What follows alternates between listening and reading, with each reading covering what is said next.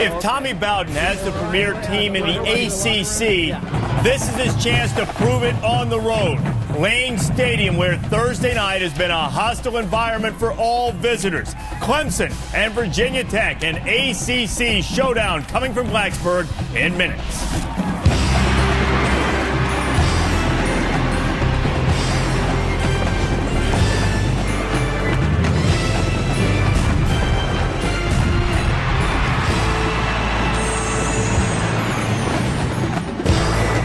Coming off a stirring victory over Georgia Tech on ESPN Saturday night. Now 5 days later, Clemson has to put an exclamation point on it at Virginia Tech. Glad to have you with us. Lou Holtz, Mark May. I'm Reese Davis. We're getting set for Clemson and Virginia Tech coming up in a matter of moments. Tommy Bowden trying to take control in his division in the ACC. Some are saying that Tommy's father, Bobby, has lost control at Florida State, at least as it pertains to keeping the Seminoles in the national picture, in the national title chase on a yearly basis. Some Seminole boosters, while trying to be as respectful as possible, are urging the veteran coach who, oh, by the way, has won more 1A games than any coach in history, then now is the time to step aside. Bobby Bowden doesn't seem to be listening to the critics. We have to ignore it. We can't pay attention to stuff like that. Most of those guys are guys that never played the game. They got no idea what they're talking about. We know, we look at film, we see our mistakes, so we can't afford to be listening to those guys. I don't like it. I don't like it. You've been coaching as long as I have. This is not the first year I've had that was very disappointing. This is not the first one. I know how they turned out, and I know what happened after them. I was talking to the press yesterday. I was saying, it's funny, as I go back through my life, every time something bad has happened, something good always followed it. And that's kind of my way I look at life, and so something good will happen on this. Well, that something good will not be defending the ACC championship that they surprisingly won last year. They still have the game against Florida. They have Maryland coming up this week, but the focus seems to be on the bigger picture. Lou, Bobby Bowden's a contemporary of yours. Do you think he's earned the right to author his own exit strategy? He's been a friend of mine for 45 years. Matter of fact, we spent our anniversary with he, Ann, and 5 children. He's a great football coach. The football field's named after him at Florida State. There's a huge statue outside of Bobby Bowden. He's done a tremendous job. If they were to fire him or he were to retire, they'd try to go hire a guy just like him. He is a great leader. He's a winner. And he's a competitor. The problem is you don't want to go out on a bad year. And then when you have a great year, you say, man, I can keep doing this. And so it never ends. I think he should be able to call his own shot without a doubt. He's done too much for college football. And not only that, 2 years ago, everyone was talking about Joe Paterno should resign, should retire. The game has passed him by. Well, look what happened. He turns around the program. He goes out to Texas and sends his assistant coaches there to learn how to run the spread offense. They changed the face of the Penn State program. They go to a BCS game last year. And, oh, by the way, they played a team in a BCS game last year was Bobby Bowden's Florida State team. Thank you very much. And for those boosters that are criticizing Bobby, shut up. Just give him a little more time? That's it. They went to a BCS game last year. The program has slipped. There's no questioning that. But he put it on the map. Prior to that, Florida State was probably best known as Fred Biletnikov's alma mater and a girls' school at one point, although Lou pointed out that really helped recruiting once they put football in. Hey, you know what? Bobby Bowden's son, Tommy, has a great chance to follow his father's footsteps and win the ACC title. But since they don't hold the tiebreaker against BC, very important to win the game at Virginia Tech tonight. Chris Fowler and Kirk Herbstreit will be on the call. Guys? It is the first Clemson-Virginia Tech meeting in 6 years, and Tommy Bowden's Tigers are the hunted here tonight. The favorites playing a game as a top 10 team for the first time in 6 years. And Beamer's Hokies regroup in what is a crucial game in the ACC. Clemson 4-1, but they would lose the tiebreaker to Boston College. They needed a BC loss. Look at that, 4 teams with a loss in that division. In the Coastal, the Hokies are lurking. They need help from Miami to knock off Virginia Tech on Saturday. If that happens, and if Tech can win tonight, they would control their destiny in the ACC Coastal. And welcome to Lane Stadium, Kirk. This is a special atmosphere, especially at night. Clemson off a euphoric win over Georgia Tech on homecoming. They came out in the purple. They laid a black and blue beat down on the Yellow Jackets, but it's a short week And I'm not sure any of the Tiger players have faced anything like this year. Well, I think that's going to be the big challenge for Clemson coming into this game. You're right. It was one of those moments last Saturday night. We had a chance to be right on the sidelines watching it unfold as, Chan Gailey brought his team to Clemson, and Clemson knew what was at stake. Their crowd knew what was at stake, and they ran the football at will. C.J. Spiller, the true freshman, burst onto the scene in college football with not only this play, but then later in the game catching a swing pass from Will Proctor and making a couple moves and showing that he had some Reggie Ball-like tendencies. But you're right. This environment, the Hokies with their backs against the wall, this will be Clemson's toughest environment that they have faced all year. And with James Davis, with his stinger, he may not be able to last the night. Maybe Spiller, the fabulous freshman, will have to carry the load for Clemson. Meanwhile, for Virginia Tech, this is their first ACC game since a meltdown 2 weeks ago against Boston College. That was their second consecutive conference loss, but it was how they lost. The offense did nothing. And Kirk, they did some very un-Hokie-like things on defense. Well, this is late in the game, a breakdown here, which you don't see very often from Bud Foster's bunch. There was miscommunication there that took it over to the sidelines after the touchdown. This is where our cameras caught it. There was some frustrations there from the Virginia Tech players, which, that's part of the game. You understand that. But Frank Beamer was not happy. Bud Foster, their defensive coordinator, was not happy. And I think they're anxious for the spotlight again 2 weeks later to show that they're a better team, and they're going to play with I think, a lot of passion tonight in front of this crowd. Partner, you can say that again. They are eager for that spotlight. They had a players-only meeting. They beat Southern Miss last week, but this is the test, and Aaron Andrews on the field has more, and now the Hokies have regrouped. Well, Chris, in that meeting, it was senior Nolan Burchett who decided it's time for me to stand up and say something. Now, Burchett, not typically a vocal guy. That's why his teammate Xavier Adibi said when he stands up, you better listen. Burchett's message, treat every practice and every game like a Game 7 of the World Series, because that's when people play their hardest. Chris, another storyline tonight, that infamous Virginia Tech lunch pail missing from the sidelines. Now, of course, that lunch pail represents the blue-collar attitude the defense plays with. Their coordinator, Bud Foster, unhappy with their performance versus BC, took it away. It's in his office. They won't get it back. Last time he took it away, 2003, Chris. Yeah, that hyper-intense Foster, until somebody steps up, they'll not get that lunch pail back. They need a whole bunch of guys to step up as Clemson comes calling to Blacksburg. Let's go back to the studio. All right, guys, you better bring your lunch. You want to slow down Davis, Spiller, and that high-powered Clemson offense. It's coming up in just a little bit. Guy who has defined offense in the SEC, Steve Spurrier, gets another shot at Tennessee. How many times over the years have the Volunteers had title aspirations sitting right there in front of them and drop a few ball plays, ruin everything for the Big Orange? How do you see this one Saturday night? I think South Carolina has an excellent chance to win this football game for several reasons. Number one, South Carolina is playing better than they have this entire year since they moved Savell Newton back to quarterback. He's completing over 60% of his passes. He's averaging 3.7 per try for a quarterback, which is phenomenal. Of course, he has Sidney Rice, a great receiver, but he also has Corey Boyd, number 3, a running back, averaging over 5 yards a carry. They're awfully good, and they're playing exceptionally well. For South Carolina to win this game, they're going to have to play especially well on defense, particularly their pass defense secondary. They're 8th in the country, only 147 yards a game, but they will be challenged by the wide receivers from Tennessee, Jason Swain, Robert Meacham, Brett Smith. All of them outstanding wide receivers, can stretch the field and put pressure on defenses. So it's got to be up for defensive coordinator Tyrone Nix to come up with a defensive game plan to slow those wide receivers down. Spurrier is 8-3 against Fulmer in his career, and he sort of diffused a little bit of that this week, saying that, Fulmer's kicked a lot of fanning in his career. But I tell you, there's been a Big Orange bullseye on the Big Orange's backside, and Spurrier's taking aim at them.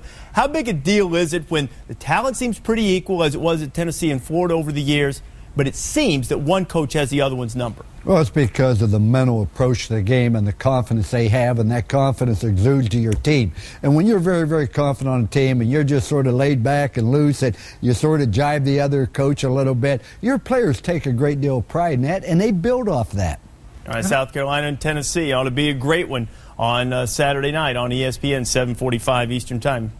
Fired up about it? Absolutely. Are you kidding me? Phil Fulmer with a chance? Get the monkey off your back of Steve Spurrier. Beat him in Knoxville last year. Rare thing for the Gamecocks.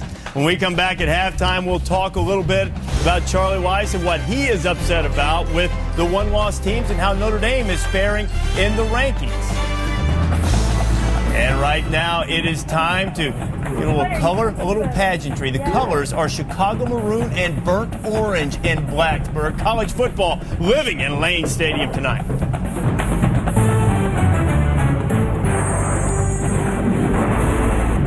ESPN's College Football Primetime, brought to you by the United States Postal Service. Let your packages know their ride is here. Request a pickup at USPS.com. Under Armour Performance, the advantage is undeniable. And Advance Auto Parts, get more for your money with the low price guarantee. We're ready in advance.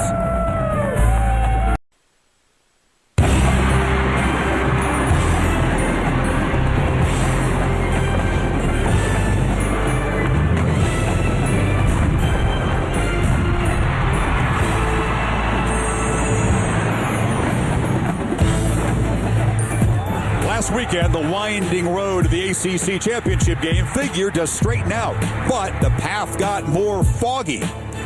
4 teams are now tied with 1 loss atop the Atlantic Division. 2 teams in the same spot in the Coastal Division. And the Hokies still lurking 1 game back.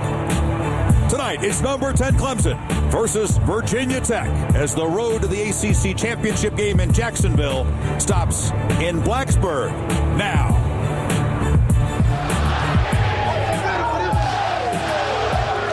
Welcome to Blacksburg and Lane Stadium. One of the tough places for a visitor in college football. They are walking through that claustrophobic tunnel. This place is vibrating. Metallica's Enter Sandman blaring from the PA. And the Hokies of Frank Beamer set to take the field as home underdogs for only the 3rd time in the last 12 years. This is an inspired, wounded football team ready for its best in front of the faithful here in the mountains of Virginia.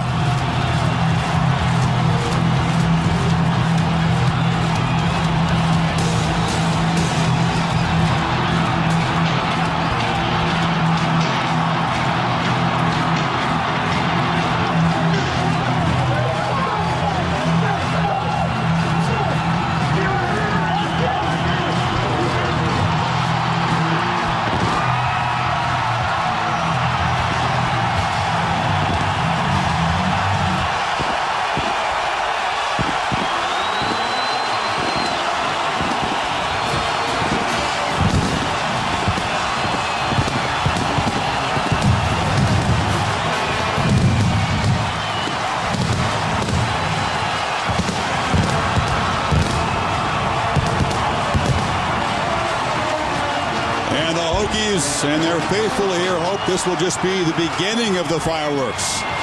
They know they're not out of the ACC, but it's must win every game here on out for Virginia Tech. They have lost their last 2 conference games. The visitors from Clemson come in off a huge emotional victory of their own in an atmosphere just like this Saturday night in the Tigers' home stadium when they wallop Georgia Tech. But now it's a new experience for this Clemson team. None of these guys have played a game while ranked in the top 10. It's a very mature, in some ways, business-like team for Clemson.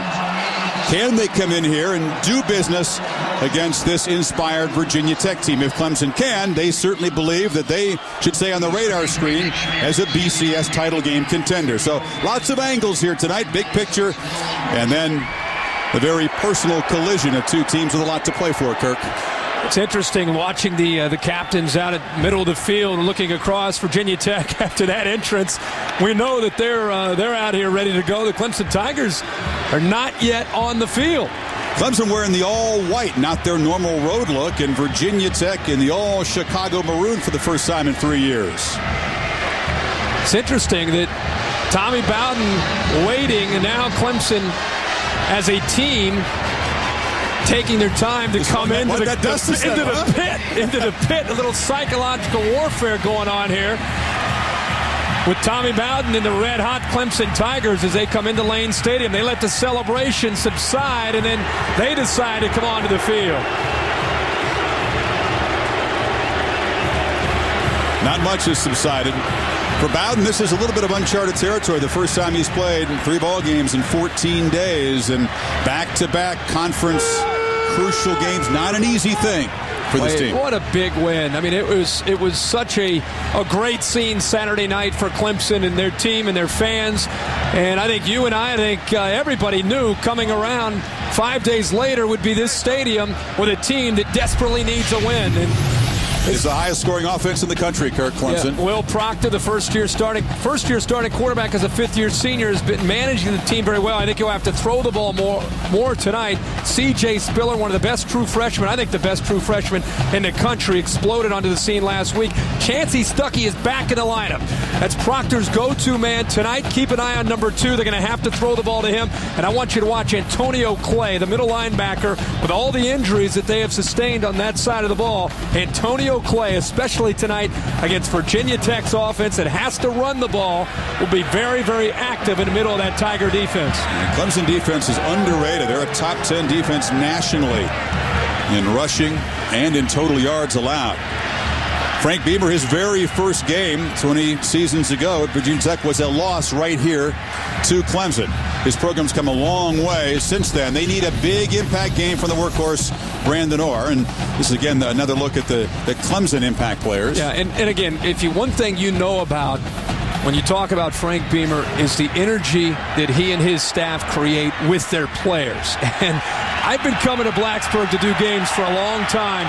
I don't think I've ever, the day before the game, had a sit down with the players from Virginia Tech and the coordinators. These guys are excited. Sean Glennon, the quarterback, number 7, will have to play well or will have to come up with some big throws. Brandon Orr carries the load. 88% of the offense on the ground is on his shoulders, so he's carrying the load.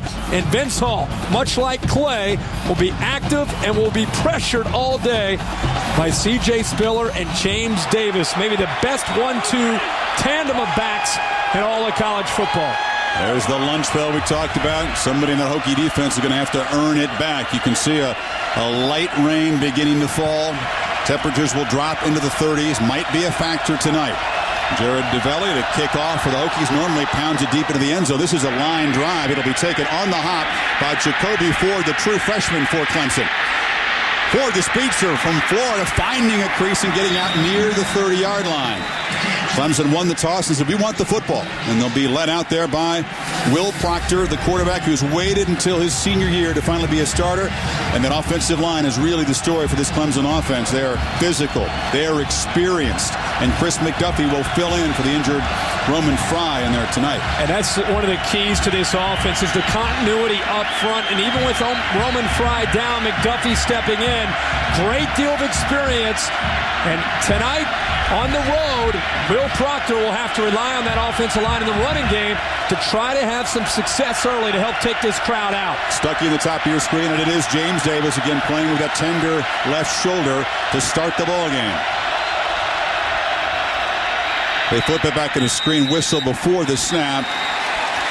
And right away, problems for the visiting offense. Timeout, Clemson. Forced to burn a timeout before the very first play of the game. A lot of shifting there in that first play and perhaps a little confusion. Talked about the Virginia Tech defense having to earn that lunch pail. The guys who have to earn their keep tonight are the defensive backs. Rouse, slightly in the doghouse. DJ Parker, tough player, and Macho Harris and Flowers will be on the spot tonight. Well, you know the safety is going to be up in run support with Clemson running the football as well as they have this year, averaging 260 yards a game on the ground. That's 4th in the nation. Bud Foster telling us yesterday, and by the way, the look in the eye yesterday of Bud Foster, I want to give him some pats tonight. Bud Foster is ready to play football, and you know his defense is ready to play football. With the way things have happened in conference play the last couple outings, you can see the energy. I'm telling you. And my man's intense when he's brushing his teeth. But now, tonight's extra. Yeah. He is fired up tonight, and you know that's rubbed off on his players. It'll be interesting to watch the first 5 minutes of this game to see the emotions of this game. Hokies, 6th in total defense. Very good against the pass. Number 6 nationally in terms of passing yards allowed. Look at the Hokies with eight guys up close to the line of scrimmage. Tight end in motion. Davis behind Proctor gets the first handoff. Kind of tiptoes into the center of the line for no gain.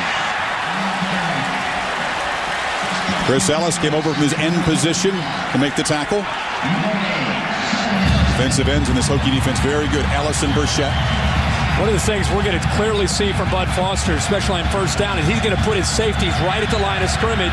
Clemson still feels, because of the success of their tight ends, they can run into an 8-man front. That will be a challenge tonight against the Hokies. 2 tight ends. Now they step Michael Palmer in motion. Proctor's short drop. Pump fake.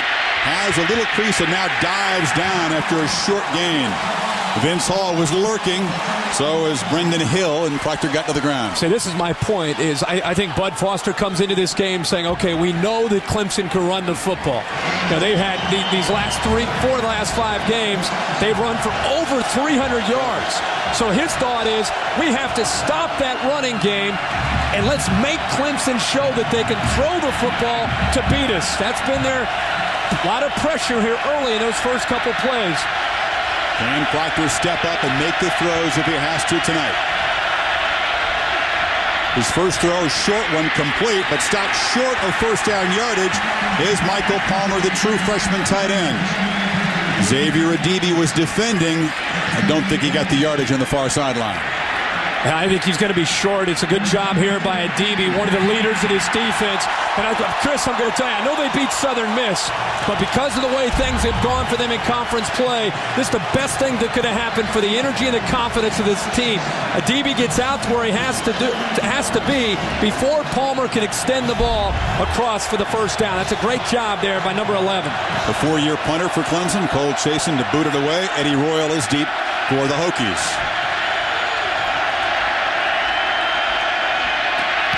Tech doesn't really come after it. They drop a few guys back. Not a particularly good kick from Chasen. Bounces out of bounds at about the 27-yard line. They'll spot it at the 28. And that's where Virginia Tech will take over for their first offensive possession. Well, Virginia Tech may need its wide receivers to make a play. Clemson certainly will key on stopping Brandon Orr in the running game. So can Josh Morgan and Eddie Royal. I see plenty of David Clowney and Josh Hyman as well. See if Sean Glennon, much like Will Proctor, can handle a lot of pressure against Brandon Orr. Hokies got back to basics last week against Southern Miss, pounding the football for 284 yards.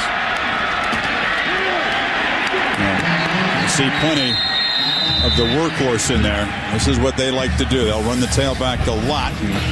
It's a challenge for this Clemson defense, which I think has been underrated. Gaines Adams, scouts say, is a top 10 NFL pick.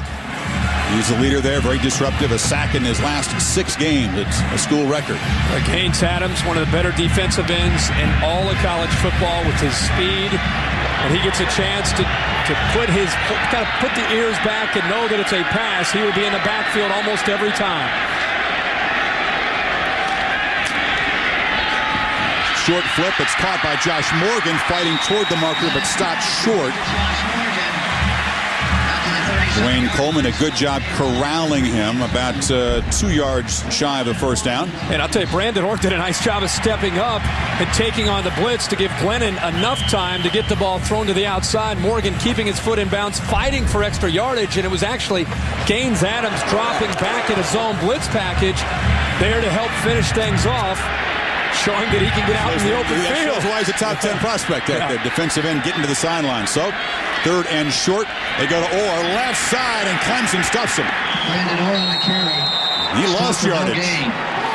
And both defenses able to rise up in the first series. 4th down for the Hokies. Virginia Tech in a punting position. I'll tell you, this Clemson defensive line, you tend to think about the highest scoring offense, but Darrell Scott, Jock McKissick, they're kind of workmanlike tackles. Look at the thickness, and that guy's nice. And that's going to be a challenge tonight for Virginia Tech. We know that their left tackle is an experienced guy, Danny McGrath, the center, Dwayne Brown. But again, the interior of the 2 guards, they will be challenged by a physical Clemson front.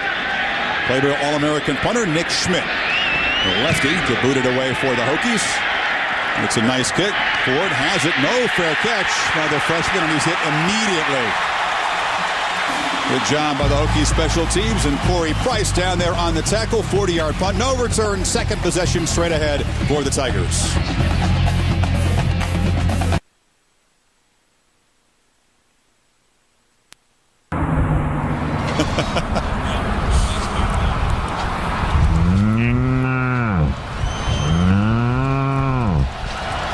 You speak cow? Oh, yeah. Is that what Shanna's saying? Yeah, of course.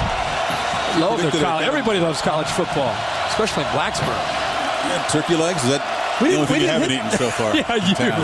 Yeah.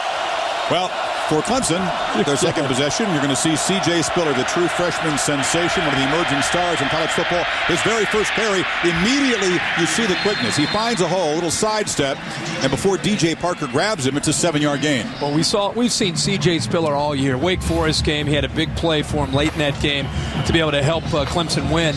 Last week, though, I think he showed America how special he can be. I was saying earlier, looks like Reggie Ball. I meant to say it's Reggie Bush. He has that kind of ability, and Xavier Debe, who faced Reggie Bush, feels the same way. Spiller gets a handoff, breaks a tackle, careful, goes for a big gain, gets a block on the corner, has a first down, and now kind of skips out of bounds. And he's very slow to get up on the field there. Victor Harris knocked him out. Spiller is down. It looked like maybe before he even got hit, something was wrong. Remember, James Davis, the starter, nicked up with his shoulder. He'll have to quickly get back in the ball game. And we certainly hope for Spiller. This is nothing serious. It looks like a leg issue. Chris, you're right on top of it. When he made the cut, he actually showed some strength here. Virginia Tech crowd the line. He gets to the outside. Once he gets out here, you're thinking he's got a shot, but watch the right hamstring. Looks like he comes up a little bit gimped there on that leg. We'll have to keep an eye on, hear from Aaron Andrews on how severe that injury might be for C.J. Spiller. And Clemson has to burn a second timeout already in the first 5 minutes of this game as they help Spiller to his feet. This is a guy that's a 100-meter track guy. He needs those legs to be effective. We'll keep a close eye on that when we come back to Blacksburg.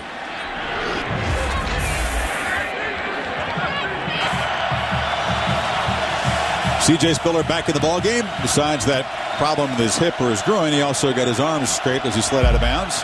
2 carries and 15 yards for the freshman. Looks to be okay. That's great to see him get up after coming up a little lame even before the contact. Proctor flips it back far side. Chancey Stuckey back on the team after missing 3 games with a stress fracture of his foot. He's wrestled down out of bounds by Brandon Flowers. No flag on the tackle. 14-yard gain. It's great to see, and it's great to see Chancey Stuckey back, Chris, but a good call on 1st and 10 with Virginia Tech crowding, putting everybody up to stop the run.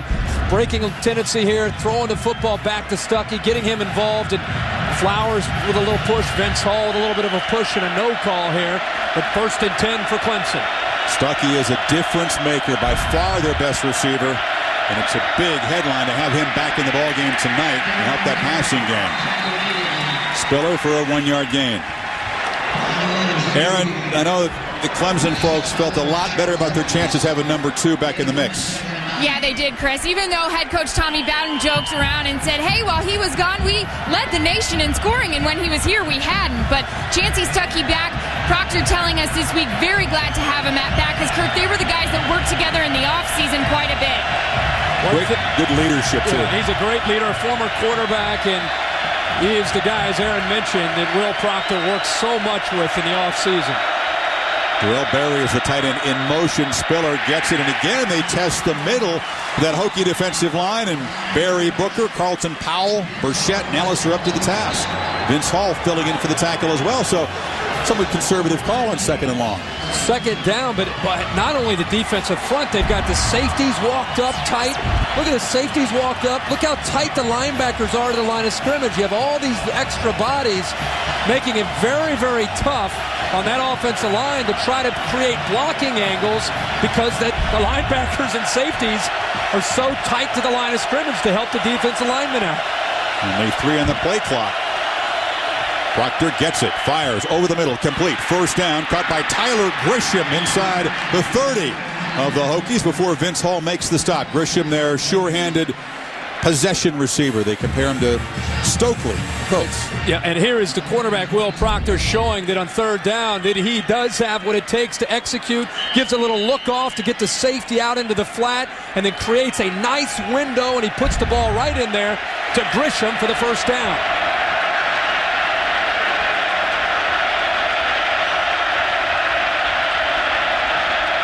Spiller, a flag down before the snap.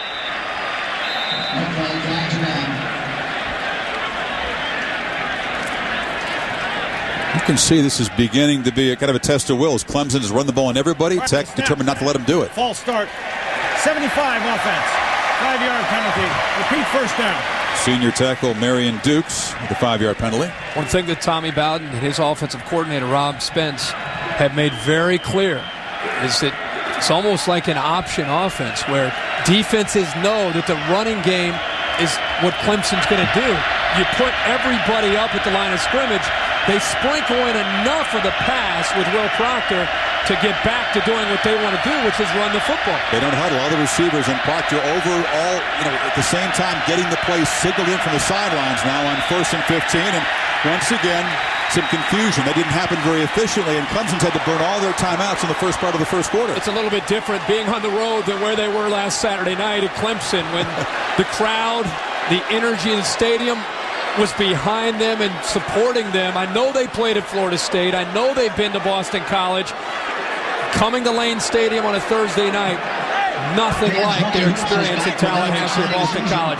Toughest environment that they have faced, and you can see by the timeouts there's been some confusion on the offensive side of the ball.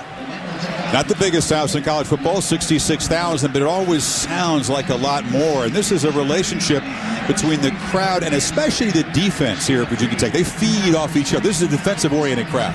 Oh, yeah. They love their defense. And special teams. And special teams. I mean, right. They have hand gestures for blocking punts. When the opposing team comes out for a punt, most stadiums, it's time to go get a drink. Yeah. Go get a hot dog.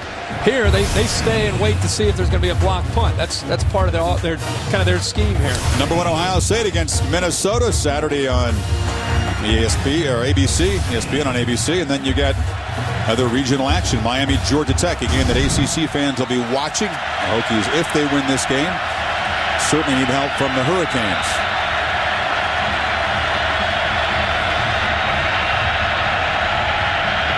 If Will Proctor can get his wide receiver Aaron Kelly isolated against one of the Virginia Tech corners, he will take that matchup every time, and he's at the bottom of the screen. And Stuckey goes in motion to the top of the formation. And the throw goes his direction, but it's way over the head of the senior. First time that Proctor has misfired. Here's a guy that was able to win a big ball game with just 7 completions against Georgia Tech. He knows it's going to take a lot more than that tonight. And I'm a big fan of Will Proctor's as a freshman. He just wanted to get on the field, played some receiver just to try to help his team. As a sophomore, he took 7 snaps last year, backing up Whitehurst, got some experience, which has helped him this year. On 2nd and 15, he'll find Grisham. He cuts back to the center of the field. Finds some running room. Nice little shifty moves after the catch by the sophomore Tyler Grisham before Macho Harris corrals him. 12-yard gain. Telling you, Grisham is a lot like Brendan Stokely from the Colts with the quickness.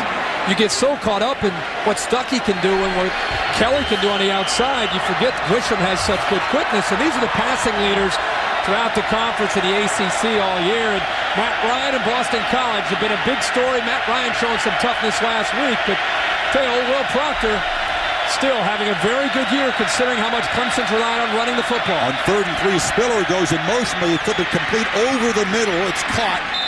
And first down yardage for Stuckey. That's the second third down conversion that Clemson has had on this drive where Proctor has had to throw the football. This time, empty backfield. Boy, that's pitch and catch when you have Chancey Stuckey going up against Xavier Adibi. Yeah, I mean, but that's what this offense can do is create matchups, and it's up to Proctor to survey that defense and find a matchup that he wants. Proctor 4 for 5 on this drive for 53 yards. It's James Davis back in the game, getting the handoff. Kind of picking his way down near the 5-yard line before Corey Robertson made the stop. 7-yard gain. You see that zone blocking for the Tigers. And that's where the patience by James Davis comes into play. You have to be able to create enough time for the offensive line to get up to the second level. That's why you always hear coaches talking about patience from the running back, not only to create the seam, but to give your linemen time to get to the second level. Davis has 16 rushing touchdowns, most in the nation. He's got it again. Picks his way, turns the corner, heads for the pylon, and muscles his way into the end zone. Rushing touchdown number 17 for number 1. What a drive for Clemson. Their second series. Chris, they take the football and go 77 yards, a little over 5 minutes, and 11 plays. And the thing that I love is that James Davis takes the baton from C.J. Spiller. It's one-on-one. Your best against our best. James Davis gives a little shake and has the power to get into the end zone. Went right by Aaron Rouse with a little move to bounce it to the outside and the touchdown. Jad Dean in for the conversion. This hasn't been automatic for the Tigers, by the way, this year. They've missed 4 PATs. 3 of them have been blocked, including a crucial one, and their only loss to Boston College in double overtime. Check the flag Prior here. to the snap, offside on the defense. Illegal contact in the neutral zone. Number 49, half the distance. Retry. Yeah, you saw the best of Davis on that run. He got the speed, he got around Aaron Rouse, and then Flowers tried to go low, and that didn't work. One thing I love, we're going to keep an eye on this, is how unselfish James Davis and C.J. Spiller. C.J. Spiller ran the ball down to the red zone. Davis takes it in. As Davis is going into the end zone, C.J. Spiller in a full sprint to get to his man to pick him up to congratulate him. They believe they could be the next great tandem, much like Lendell White, Reggie Bush, Cadillac Williams, and Ronnie Brown. The sophomore and the freshman combining on this drive, and the Tigers have a 7-0 lead in Blacksburg.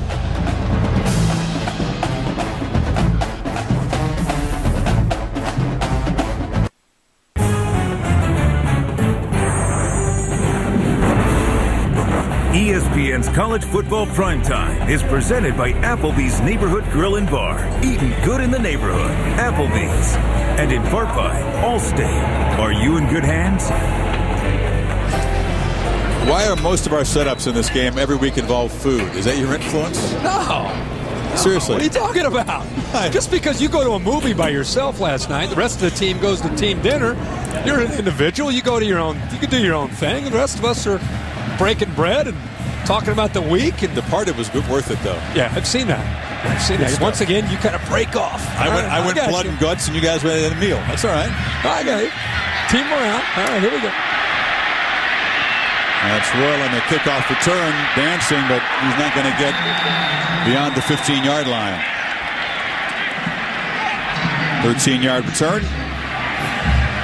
All he does is score touchdowns. 26 of them in the conference. Everybody take a good look at James Davis, number 1. He is one of your better backs, pound for pound, every down kind of guy in the nation. By the way, he's a sophomore. I know. We had him last year. Kind of his C.J. Spiller moment, his coming out moment last year in a big game. And he is now turning into, I think, a premier running back. And he's got a little bit of a shoulder. We're not going to see as much of him tonight, but when he's healthy, Chris, he's as good as there is out there.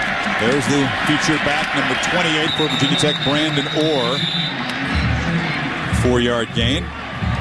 Orr far and away the workhorse. Usually you think of Virginia Tech running attack, Kirk. You think of a couple of guys sharing the workload. Over the years, they've been so effective. Well, they don't have anybody else like Orr. He's got to be the guy for now. At this point, he is the guy. Kenny Lewis had some moments last week against Southern Miss, but Brandon Orr has accounted for 88% of the yards on the ground, and he'll be the workhorse tonight. Play action fake. Glennon has some time. Now gets some pressure. He says, my mobility is underrated. I can run if I need to. And a nice little move to elude tacklers and pick up 6 yards. It'll set up a 3rd and short. Well, there's so much talk about Gaines Adams and what he can do, and they've dropped him a couple times. They ended up dropping him again here. So on the other side, you have a sophomore, Philip Meerling, who can bring the same kind of pressure, but pretty good athletic ability there by Glennon to get away from the pressure, avoid it, fight, try to get extra yards, and he came close to getting the first down. Maybe he did. Glennon, a strong guy. Bench press is 360. He broke one of Jim Druckenmiller's team records in the power cleaning. Druckenmiller, he was the weight room freak quarterback for the Hokies some years ago, and Glennon kind of modestly said he power cleaned 305. 34-inch vertical for the former high school basketball player. Yeah, high school basketball. He's 360 pounds on the bench press. 34.5, as you said, Chris, on a vertical. I mean, I think he was trying to politely say, hey, guys, I'm a pretty good athlete, too. Right. With all this talk about Ike Whitaker coming in to give us a little bit of a different look, running some option. In that time, he showed a fair amount of athletic ability to Not quite scramble. that guy's No. To scramble, to give him a shot here to pick up this first down. Well, can they get this one? They were stopped on 3rd and short in the last drive, or straight ahead seems to have the first down, but not much more than that. So a little victory for this Virginia Tech offense, but it's going to be tough sledding against that Clemson D-line tonight. There's a pretty good running back here, Lee Suggs. Look at him sporting the tie and the shirt. Excellent. Just a class act when he played at Virginia Tech. He really represented what the Hokies are all about. And you're right, there's always been a tandem here. I really think Brian Steinspring has to go to play action on 1st and 10. Try to mix things up here a little bit, especially on 1st and 10, where Clemson seems to be taking away Brandon Orr in that running game. A first down throw, and Glennon fires complete to Josh Morgan. You know, he's had 8 touchdown passes, Kirk. 5 of those touchdown passes have come on first down. The Hokies have not been a very effective throwing team on 3rd down at all. So they've been able to catch people unaware of the passing game on 1st down and come up with 5 touchdown passes. Well, I think a lot of that has to do with you're breaking in a new quarterback. You're breaking in a young offensive line with Ryan Schumann as a first-time starter at left guard. And Schumann just came limping off by the way to the sideline. Render is a true freshman at right guard, and it's affected their pass protection and obvious passing downs. On 2nd and 4, they're very comfortable handing it to Orr, but flying in there to make the big hit is the safety, the cat, Michael Hamlin, a 2-yard loss. Acceleration from the defensive backfield to meet Orr. And Michael Hamlin, as a sophomore last week, had a lot to do with Calvin Johnson not making a catch last week for Georgia Tech. He took off in a full sprint. As the ball was being handed off, 25 was right there, coming downhill. Brandon Orr didn't have a chance because Michael Hamlin prepped. He knew exactly what was coming, and he was ready to make the play. And it was right over left guard where Schumann had just come out, and his replacement a little confused there by the speed of Hamlin's rush. So on 3rd and medium, they bring pressure again. It's complete over the middle, and fighting is Justin Harper near the marker. It'll be very close. One thing that Sean Glennon is understanding is that when it's 3rd down and 5 or longer, set, hut, get the ball, and throw. I mean, he did not take more than a second and a half to get the football in his hands to get rid of it. And by that time already, Meerling and Gaines Adams, were closing in on it. Harper is his reliable 3rd down receiver. I don't quite think he picked up enough for this first down. It'll be 4th and 2 lengths of a chain at their own 37-yard line, and the crowd and a couple of Hokie players trying to urge a gamble out of Beamer at this point. I think he'll go for it here. 4th down and an inch or so, deep in his own territory. I tell you, it's up to that offensive line, Chris, an area that's been a trouble spot, to get a decent push and to have Glennon get a chance to get up there and pick up the first down. And Schumann, who's next year's starting center, has been forced into action because he's one of their best top 5, is now out of the game, and Brandon Gore has stepped in for him. 4th and inches, a gamble, down 7. It's a sneak. Glennon plows ahead and has the first down. Glennon showing that strength. He's 221 pounds. And worth the risk for Frank Beamer. Sure. I mean, I know they beat Southern Miss last week, but on the back of a Georgia Tech loss and a Boston College loss, it's a big game for this program and a big game for the Hokies staying in the race in the ACC.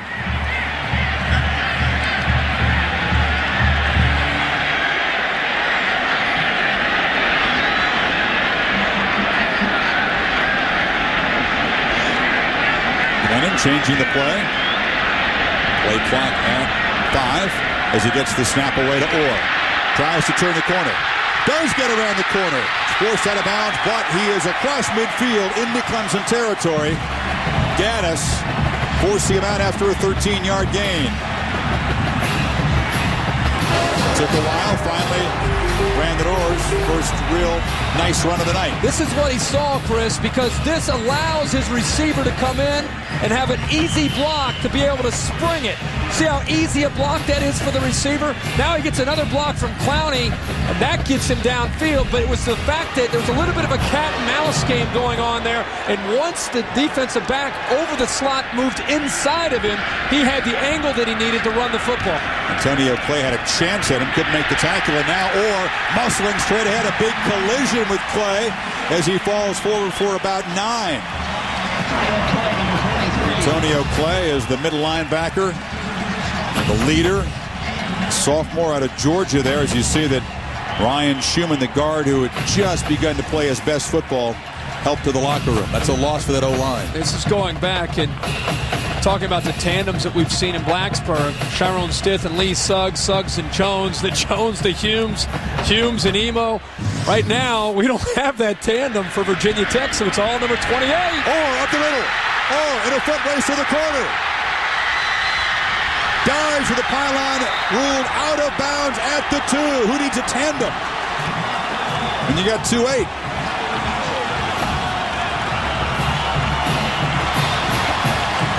Lee Suggs loves it. That's the longest run the Clemson defense has allowed all year. Hadn't allowed a run longer than 30 yards. Some great blocking right there, Chris. Jesse Allen, the fullback, has a nice kick out on the true freshman, Ricky Sapp, who's in for Gaines Adams. That was actually a formation set up by Brian Steinspring to get the play that he wanted to go back to into the boundary. Great job of formationing the defense to get what they needed. And they will review his 39-yard run down to the 2-yard line to see if he did, in fact, step out. Tried to extend the football in before he went out of bounds. That's a great effort. See the ball in that left hand actually hit the pylon, so does the foot go out? I think it's, yeah, the foot never touched out of bounds until he... Well, his right foot did touch. It's a matter of the right foot, right. Before the ball hit the pylon, it's a matter of when the right foot touched. Because the left foot, as he went up in the air, definitely did not touch. See, right there, his toe is down, is the ball across the line. I think they're going to spot it certainly much closer than the 2 if it isn't a touchdown. Yep. Toe down, ball not quite on the pylon. No, but it's about the 6-inch line. Yeah. They'll gain maybe 1.5 yards, I think, on the spot after this review. First of all, with all due respect to the review, what a job Virginia Tech has done in answering Clemson. Clemson came into this stadium, hostility of the crowd on the road. Their second series, they drive down 77 yards and say, oh, yeah, this is a tough crowd. Take that. Touchdown. Virginia Tech on the ropes comes right back. So far, 10 plays, 82 yards with a shot to get a touchdown to answer. The ball will be spotted on the 6-inch line. Oh, we nailed it. First down. Yeah, they'll move it from the 2 very, very close to the goal line, and this is what you see. Right toe down, the ball is not quite over the pylon. So after a slow start, 5 rushes for 6 yards for Brandon Orr. The last 3 have netted 60 yards. Officially, that'll now be a 40-yard run. Again, the longest run Clemson's allowed all year. And now it'll come down to pure muscle to try to tie this football game. First and goal. It's the fullback, Jesse Allen. No signal yet. Jesse Allen on the carry. No touchdown. Allen, the 247-pound senior fullback, getting the call. It was interesting. They went right behind the big man who just came into the game, Brandon Gore. I'm trying to figure out. Boy, it looked like his body, with his second effort, got into the end zone. See if the football got across. It'll be hard to overturn it. You can't really see the ball. Second down. You know, Brandon Gore trying to get a chance to push through there. Instead, it's Glennon who pushes across on the 12th play of the drive. The Hokies do it on the ground and within a PAT of tying this up.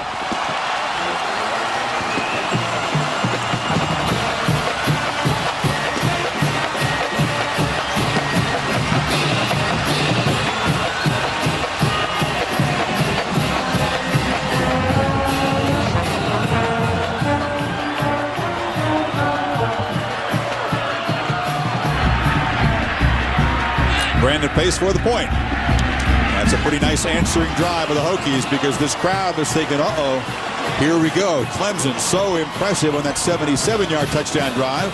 Hokies hadn't moved the ball in their first possession, but suddenly that offensive line opened some holes and Brandon Orr takes advantage.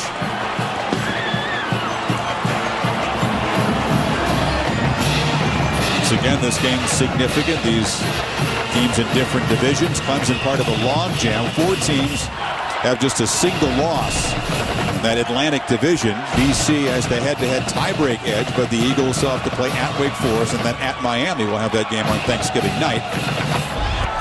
Maryland very much in the hunt as well, and Virginia Tech needs to win this game and then hope that Georgia Tech, which has the tiebreak edge, loses a game perhaps against Miami this weekend.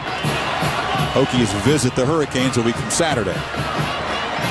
Wild and woolly ACC. It's getting knocked because there hasn't been the perception of a super team at the top of this league. Maybe Clemson is changing that if they can get out of here with a win, but it's certainly a deep and balanced league, unpredictable week to week. It is, and I think we saw Boston College, I thought, earned a lot of respect for their trip down to Tallahassee, even though Florida State's having a down year. To win down there with a quarterback who was not at 100%, that showed me a lot.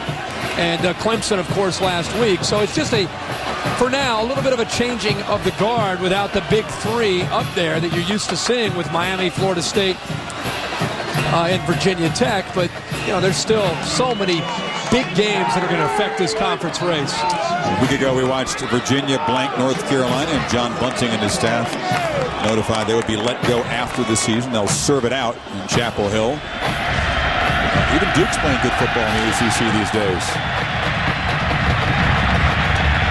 Bringing it out of the end zone is Spiller.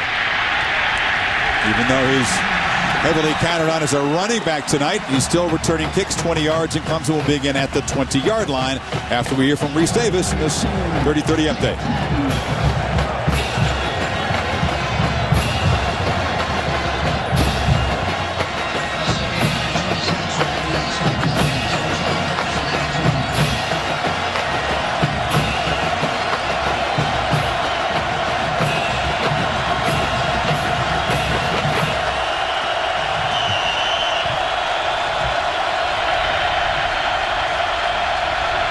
Okay, Reese, thank you. James Davis is the tailback on first down. They fake it to him, and Proctor fires on the near sideline. Almost intercepted. Brendan Hill, the linebacker, was there, tipped it a couple of times. He was looking for Tyler Grisham, and Hill, a good job reading the play, almost an acrobatic pick. Will Proctor, if he puts a little bit more air underneath that, but I want you to watch the tight end going right down the middle of the field. Watch where he breaks free. Will Proctor looking, there's nobody down the middle of the field. If you happen to see that, he would have been able to throw it to Michael Palmer, and Michael Palmer might still be running. They saw it upstairs. They may come back to that one. Yeah, I'm sure they will. The crowd in it as the Hokies have equalized on second long. They hand it to Davis, and he'll lose yardage. Vince Hall combining with the defensive front. And all of a sudden, the run defense of the Hokies starting to rise up. Well, Barry Booker doing a good job of battling on the middle there as a defensive tackle. But again, I think it's the linebackers. They have come to play tonight. Xavier Adibi, Brendan Hill, and Vince Hall. Hill almost comes up with a pick. Adibi and Hall active there in helping Booker slow down James Davis. Crowd on its feet and loud on 3rd and 11. See if the snap is off before the end of the first quarter. No, it didn't quite get it off before the end of the quarter. So we'll switch ends. Entertaining first 15 minutes in Blacksburg. The road favorites score first for Tommy Bowden. Beamer's Hokies answer. It is 7 apiece in Lane Stadium on a chilly night.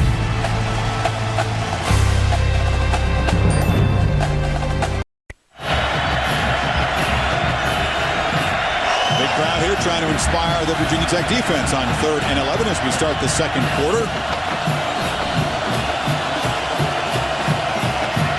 This is what they live for. The 3rd and long situations in the pass rush. Bud Foster has been demanding that someone on this defense step up and that they step up collectively, and this is one of those plays. This is where Bud Foster, like most defensive coordinators, loves to put some pressure on a quarterback.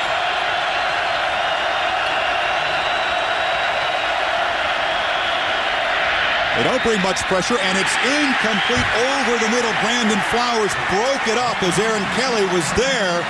But Flowers, a good job to get an arm in. Kelly had a chance here.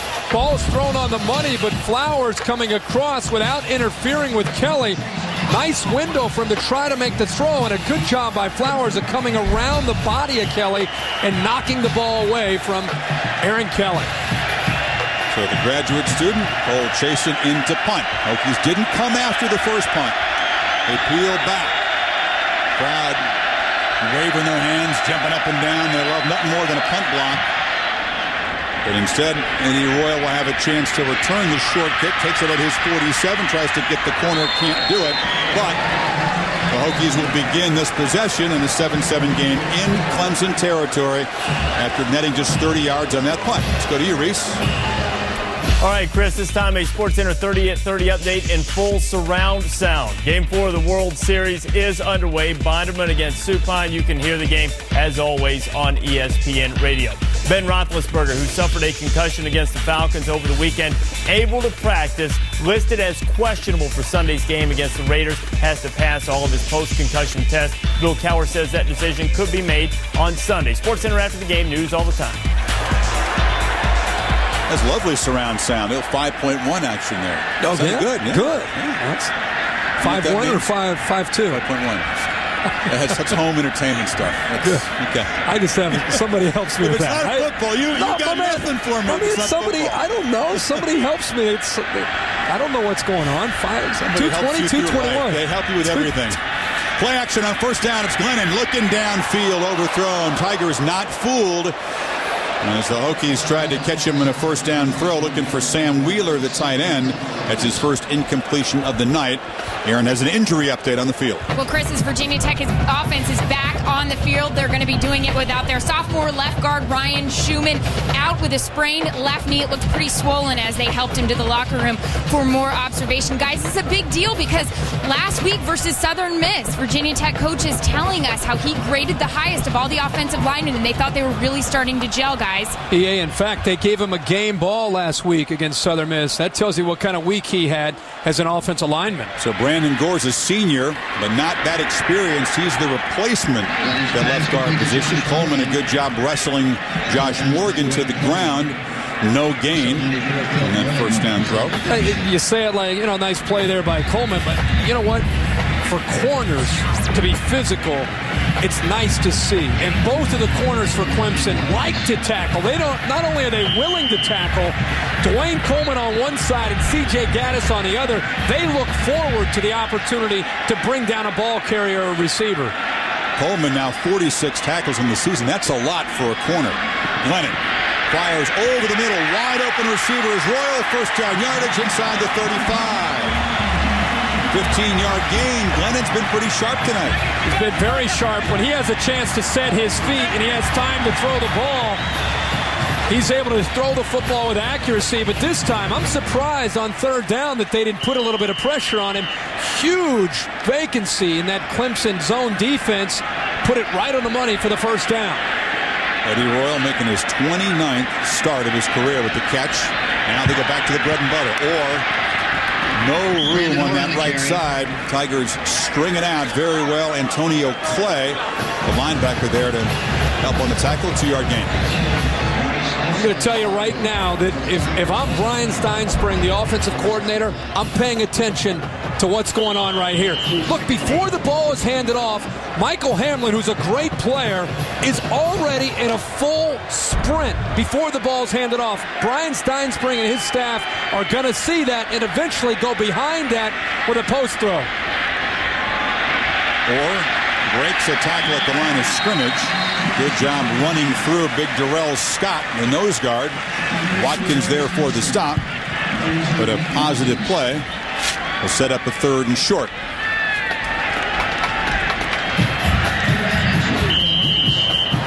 See that been tough all year to run on the Tigers. You figure if there's a team on the schedule that's going to be stubborn about doing it, it's going to be this one. The most yards rushing against him all year, 111 yards, and the Hokies already able to get 84. You figure another run here on 3rd and 2.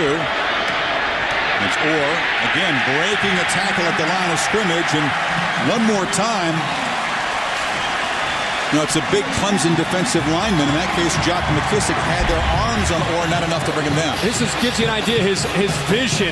The ball was designed to go to the left. He bounces it back to the right behind a block. And that Clemson defense loves to move to the right or to the left. That time they were moving to the right. He sensed it, cut back behind them, and picked up the first down. Already 79 yards for the guy from the 757, the area code for the Tidewater part of Virginia. Very proud of that. A lot of players on this roster from that area. Chesapeake, Virginia for Orr. It's the same high school that Alonzo Mourning came from. I remember visiting there 20 years ago when Zoe was a high school basketball player for Scholastic Sports America. It was a shrine at his high school to Alonzo, who gave a bunch of money to the school recently. It's been great to see Brandon Orr get a chance to get back in a Hokie uniform and become the player that he is today. Of course, had a chance to play as a freshman, was removed from the team, went back home, worked at a 7-Eleven warehouse, and now is back playing football. And he said that experience away from the team really taught him to love the game. Low throw complete. Now they're ruling that it bounced. Crown doesn't like it. Eddie Royal over there pleading his case, but Glennon had him there, just delivered it a little bit low. It'll set up a 3rd and 8. It'll be 3rd down now, but yeah, we all had a chance to sit down and talk with Brandon Orr yesterday, and we all knew the story, but to look in his eyes and hear him talk about 7 days a week working at a 7-Eleven warehouse. It was cold in there, about 40 cold degrees. in there, big heavy jacket. I know, EA, you were impressed with his attitude and his story. Absolutely, guys. He, like you said, worked in a freezer, stacking everything, and I think the most impressive thing, gave the money to his mother. That's basically the reason why he did it. We were all impressed with that. He was doing that just 5 months ago. They've converted twice on 3rd down in this drive. Now on 3rd and long, incomplete. The pass rush came, and Glennon just fired it over the middle. Brandon Cannon was there, the defensive end, to pressure him. So it'll set up a field goal attempt. Brandon Pace, very solid kicker. For his career, he's 49 out of 58, and he hasn't missed this year. 9 for 9, the senior. Twice. Lou Groza Award semifinalist. This is from 37 yards.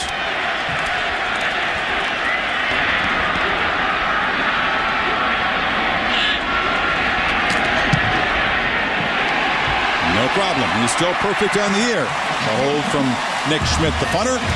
And Virginia Tech has the lead. Last 2 drives producing 10 points. Now we'll see if the highest scoring offense in the country from the Clemson Tigers can answer here in Blacksburg when you come back.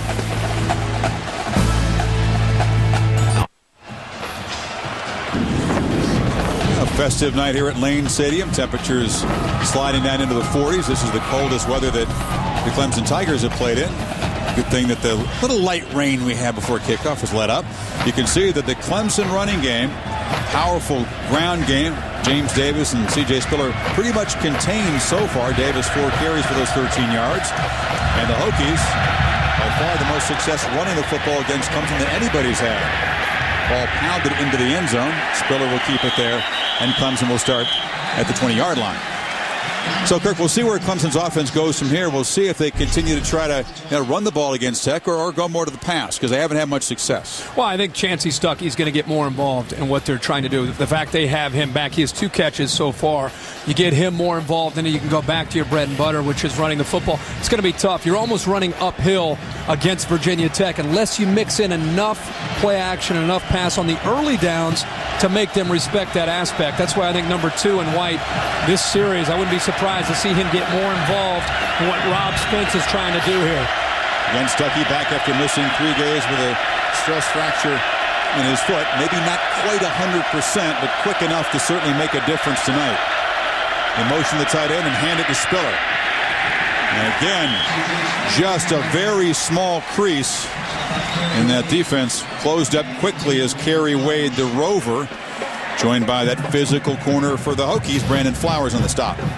Spiller only needs a little bit of daylight. I was going to say the one thing about James Davis and C.J. Spiller, they just need a little bit of a crease. And the way you get creases is you have a zone blocking scheme that creates angles based on the formations and the gaps so that the offensive lineman.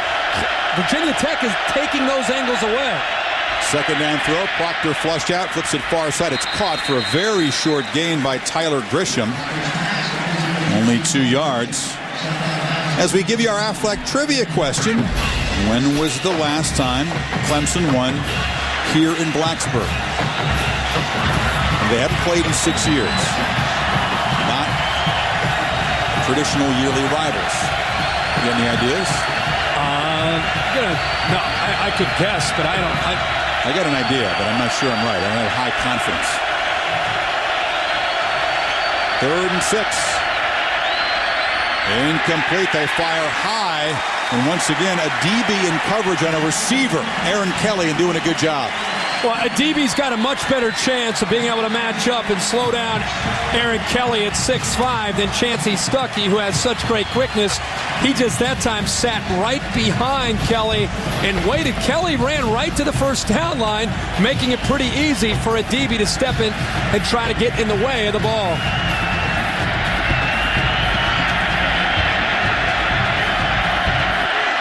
They haven't got close to blocking a punt. Cold chasing yet, the Hokies. Good protection, but an ugly-looking kick. And it kind of bounces out of bounds at the 40. And that's where the Hokies will take over, 37 yards. So, Tech will have the ball with a 3-point lead early second quarter. How does Steve Tannehill, quarterback from South Carolina, nemesis for Clemson, and the Perry brothers tie together? That's next.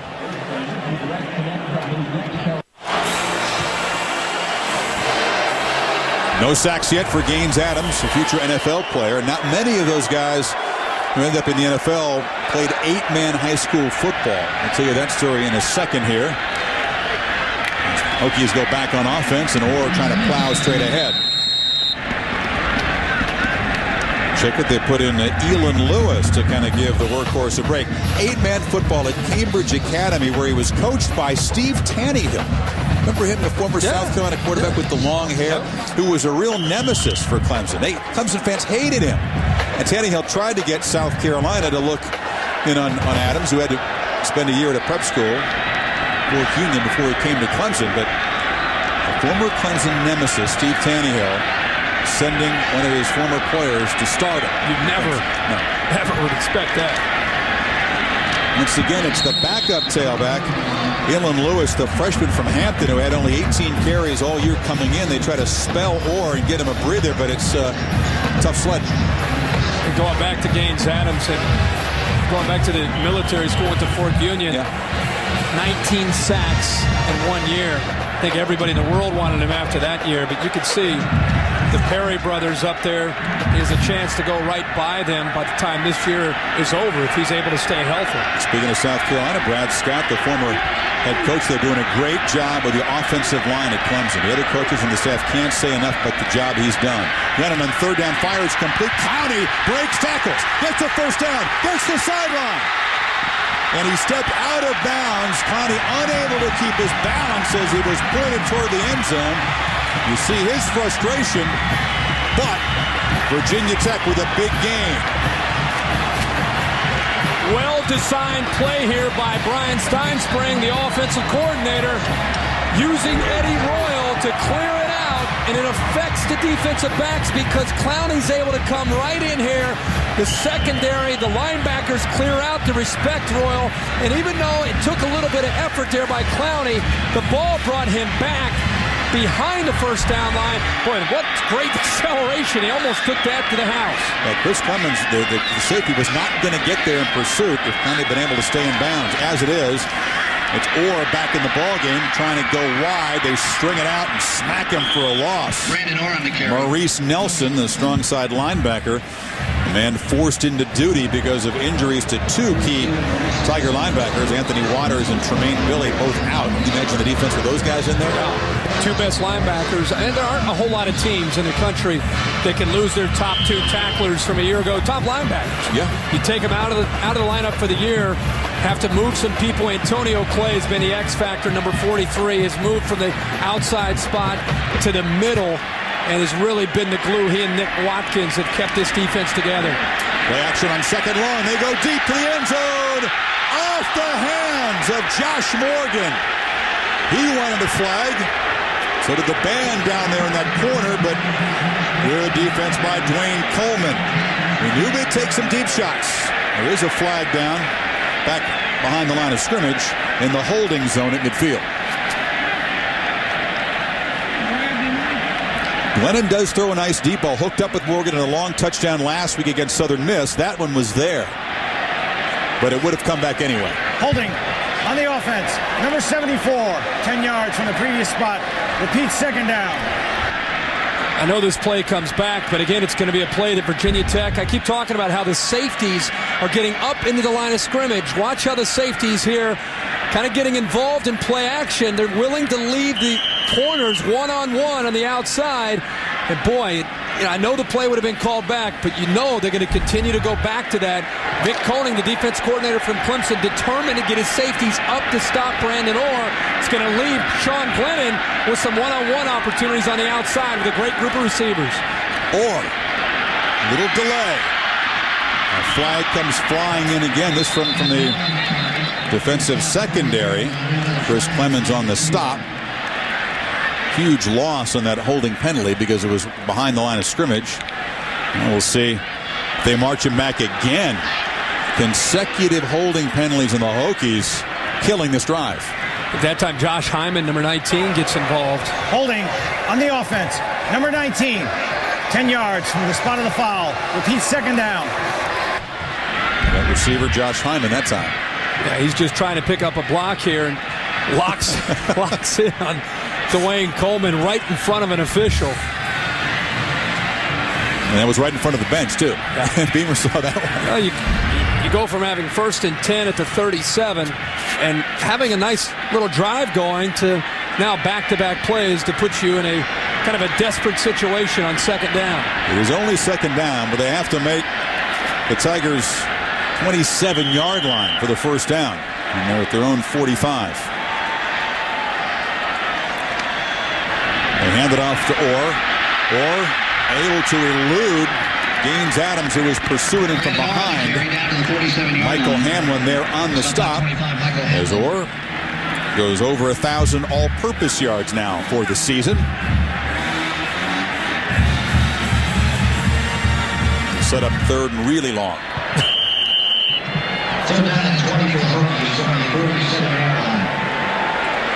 What do you got for us with Sean Glennon on 3rd and a mile here? Up street? Get something crafty? Yeah, I think we're probably going to want to roll him away from those two defensive ends to give him a chance. Because Meerling on one side and Adams on the other will be bringing it. 3 receivers. They bother with a play-action fake that nobody bites on and flip it short. It's Orr in the flat, but not much there. They're trying to pick up about 10 to 15 yards, try to get into field goal range. Good job of protecting. Clemson deciding to drop everybody back into coverage, give up the short pass, and force the punt. Yeah, they didn't get anywhere near field goal range for Brandon Pace, so Nick Schmidt, who's very good at knocking the ball dead inside the 10-yard line, did it 3 times to Southern Miss. It was a big key. Field position was to that win, which wasn't as impressive as the final score looked. Schmidt played a big part in that. The true freshman Ford back to receive the punt. And a low kick. Bounces at the 16. Good job. It touched the heel of one of the Hokie cover men down there, but Schmidt's got that thing down. A little low line drive, rolls dead inside the 5. It's the biggest punter in the world. 276, my friend. Hokies, home underdogs with the lead here midway second quarter.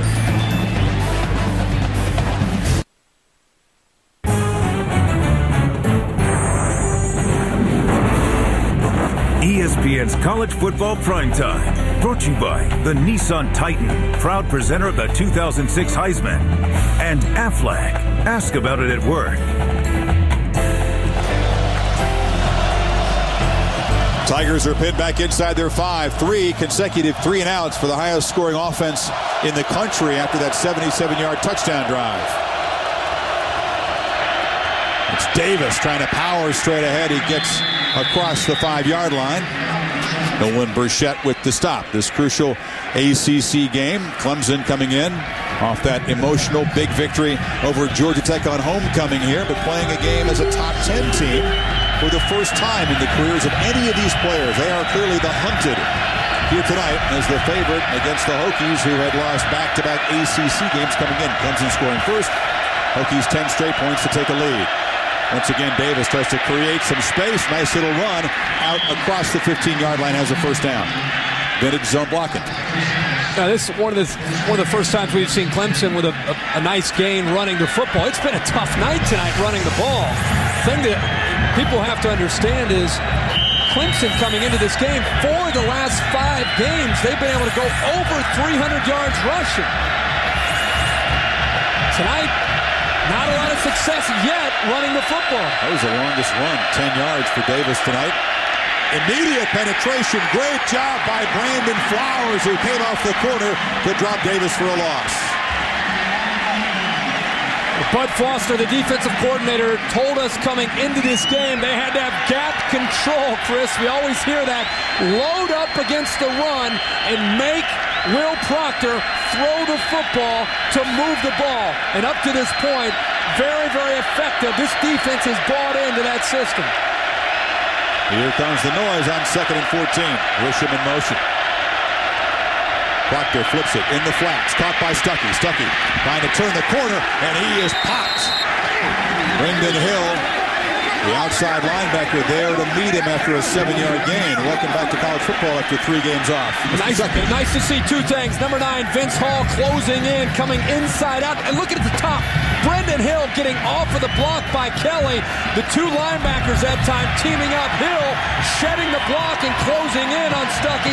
And Vince Hall coming from the inside out to take away any cutback opportunity. For the first time tonight, we see the tandem in the backfield at the same time. Davis and Spiller flanking Proctor on 3rd down. Fires downfield. Grisham dropped it. The normally sure-handed Tyler Grisham had first down yardage at the 30. Couldn't hold it. Frustration for Proctor. Frustration because the play is well designed. They found a hole in the zone. The ball is put there. And one of the more sure sets of hands on the Clemson team. Grisham drops a sure first down that would have gotten him out of the big hole. And that's the sign. That's the 4th down when the chance to block a punt. The whole stadium gives him, let's get the block punt right here. Jason has struggled punting tonight. Hasn't reached 40 yards with any of his 3 kicks yet. This one a little bit better. Forcing Royal back inside his 35. Has some room on the return. And then stumbles as he tries to find the corner.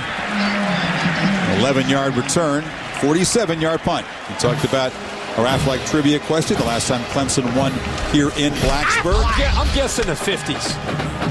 It's got to be 50s or 60s. I think it was Beamer's first game. I'm just going to guess that it was Beamer's first game in 87. No, they won in 89. Okay. That wasn't the game I was thinking of. Frank Beamer's first game here for Virginia Tech was in 87, and they lost to Clemson, and then they met again a couple years later. Terry Allen was a good player. Yeah, Terry Allen's a really good player. Did this just end? Yeah. Well, that was a great Clemson team. 1989, the Tigers come to Lane Stadium. Different Lane Stadium then than it is today. Different league, different program for Virginia Tech.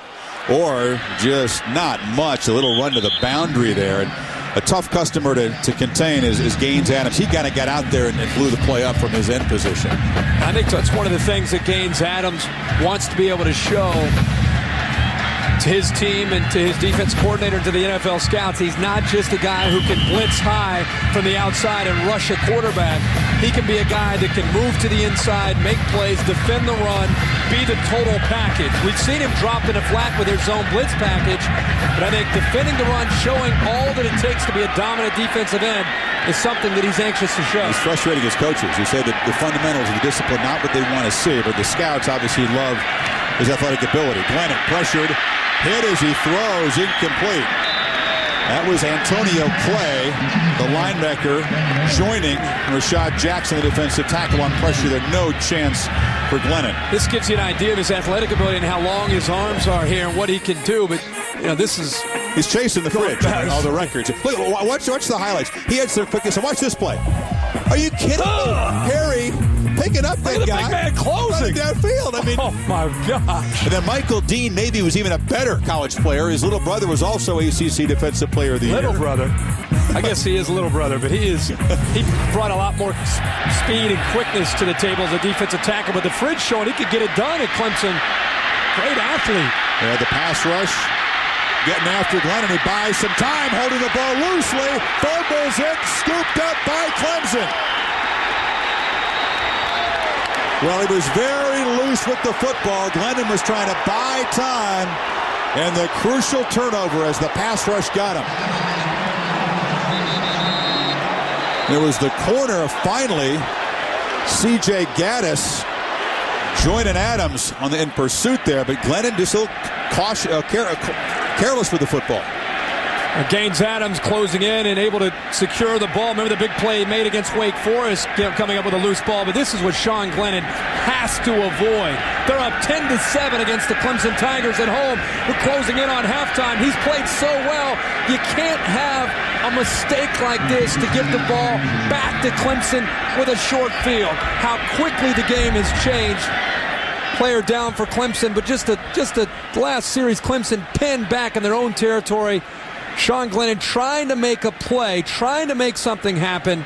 Good intentions, but gives the ball back to Clemson now at the 26-yard line. Yeah, he was a little confused there. He had crossed the line of scrimmage. I didn't feel like he could throw the football. I didn't know what to do at that point, but you got to protect it. You can't let Gaddis sneak up behind and make the play. And you're right. I mean, the athletic ability of Gaines Adams, who scooped and scored on the blocked field goal against Wake Forest, the play that saved the season for Clemson. Good tackle by the offensive line to prevent another touchdown. And with 3.5 minutes to go here in the half, worst case, if they have to punt, you put the ball back into Clemson's hands deep in their own territory. But now they catch a break, and that's what good teams do. And we'll see if they can capitalize on the opportunity. We try to identify the Clemson player who was down as we check in with Reese Davis in the studio. All right, Chris, coming up on the Pontiac Performance Halftime Report, Lou Holtz and Mark May will join me. We'll tell you why Charlie Weiss says he's befuddled and whether he should be or not. We'll have some conference picks, tell you who these guys think will win the conference championships that are a bit of a mess right now. And Fowler, I know you love the hockey. We'll tell you if we've got a little piece of hockey history on its way to being made tonight. That's all coming up on the Pontiac Performance Halftime Report. You still follow hockey? Now, Reese, I liked it more when my Avalanche were doing well. My team's terrible, but I enjoy the NHL. The Blue Jackets. Blue Jackets are awful. They're not playing with any. That's the spirit. Any fire. That's the spirit, Herb Street. It's October. The season's barely started. You buried the Blue Jackets. This team's ready to play this year, and they're just going through the motions. They got to wake up. Rashad Jackson still down on the field for Clemson. He's the backup defensive tackle. When do you start calling me Herb Street? Is that something new, Fowler? That's what you always call me. CF? When have you ever called me Chris? Let's take a look at what on the air all the time led to the injury of Jackson, if you don't mind. Well, hopefully he's going to be okay. But he's blocked right there. He got clocked pretty good. It was a big block by Brandon Fry, the tackle, who kind of caught him in the open field, caught him up high. And the good news is they're not working on a leg. It's on a knee or an ankle on him, which is always the big concern for an offensive lineman. Mr. Herb Street, is that better? Kirk. Okay. Herbie. Sparky, Herbie, whatever you want. Hollywood. Well, we'll all be heading to Columbia. A couple of planes, a couple of small ones. We'll get down there for Tennessee, South Carolina for game day. And then it is the ESPN primetime game at 7:45 Eastern Time, presented on ESPN HD. It is Fulmer and Spurrier. Each coach has 134 wins in the SEC in their career. They come in tied. And, of course, so much history between those two gentlemen. And South Carolina went to Knoxville and got the balls last year. Florida manhandled Georgia. You think? But I think Tennessee and South Carolina, all the talk about Tennessee, and they've had such a good year, solid year. But South Carolina, people forget if they somehow are able to rally at home and knock off Tennessee, all of a sudden they're in a very unique position in the SEC East. The winner of the game that's going to be played in Columbia is in a very good position. It's continue to try to put some heat on the Gators there if the Gators were to slip up. So that's a big game for Steve Spurrier. We saw the head ball coach. He prefers the head ball coach to the old ball coach. That's a memo to you. I know he's over 60. I don't mean old, but it was OLE ball coach. But he prefers head ball coach. They lost the heartbreaker on a Thursday to Auburn on their home field. You wondered how they'd react. Very well, thank you. Went on the road, beat Kentucky and Vanderbilt. 2 games they probably should win, but it's always tricky on the road in the SEC. Get that done to set up the big game with Tennessee. Yeah, how do you like their chances? Well, I really like their chances after seeing what Savell Newton did to the Auburn defense. It's one thing if you're John Chavis from Tennessee or the defensive coordinator, you're staying up late at night and you're studying all the ball plays that Steve Spurrier can draw up as far as the sophistication throwing the football. But now you have to worry about on 3rd and 6, 3rd and 8, not only the great design plays, but now the quarterback that can scramble and pick up first down. So the fact it's at night in Columbia on the road in the SEC on a Saturday night, you know what that's like. You got to be a lot better to be able to escape and get out of there with a win. Eric Ainge escaped after a very poor first half against Alabama, regrouped in the second half. Still down on the field is Rashad Jackson, the sophomore defensive tackle. Center of your screen, number 91. Keep an eye on him. The block from the left side, Brandon Fry, 311-pound tackle, hit him up high. May have been a shot to the helmet. Seeing that angle, Chris, you could tell that he looked like his body, he was just starting to kind of shut it down on the play because the ball had been recovered and his body looked very loose. And that's when the Virginia Tech player came in. You can see he's moving his head and sitting up now. So those are all positive signs. But, yeah, you can't relax out there. He thinks the play's over. He didn't see the tackle coming from the blind side. And finally, Rashad Jackson is up. Remember now, on the turnover, Clemson will have the football at the 26-yard line of Virginia Tech, a potentially momentum-changing play. As Sean Glennon got a little careless with it, the first turnover for either team here tonight. And we'll see if this Clemson offense can kind of get going. They had that 77-yard touchdown drive, Kirk, and since then, 3 and outs. 19 yards total for those 3 possessions. They had the first down catch, but it was dropped by Grisham in the previous possession. But now, a great chance to regain the lead if they can cash it. And they've been a very productive team in the red zone. They've been productive in all parts of the field. And this is a great sign that Rashad is up and walking off, albeit slowly, headed towards the locker room.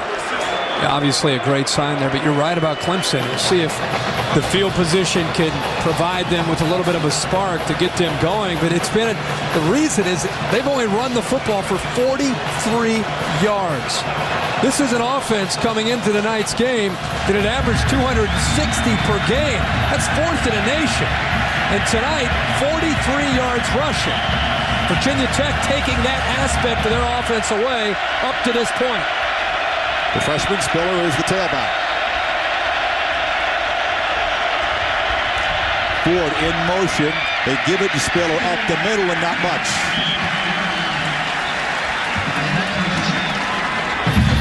Nolan Burchett, fine defensive end.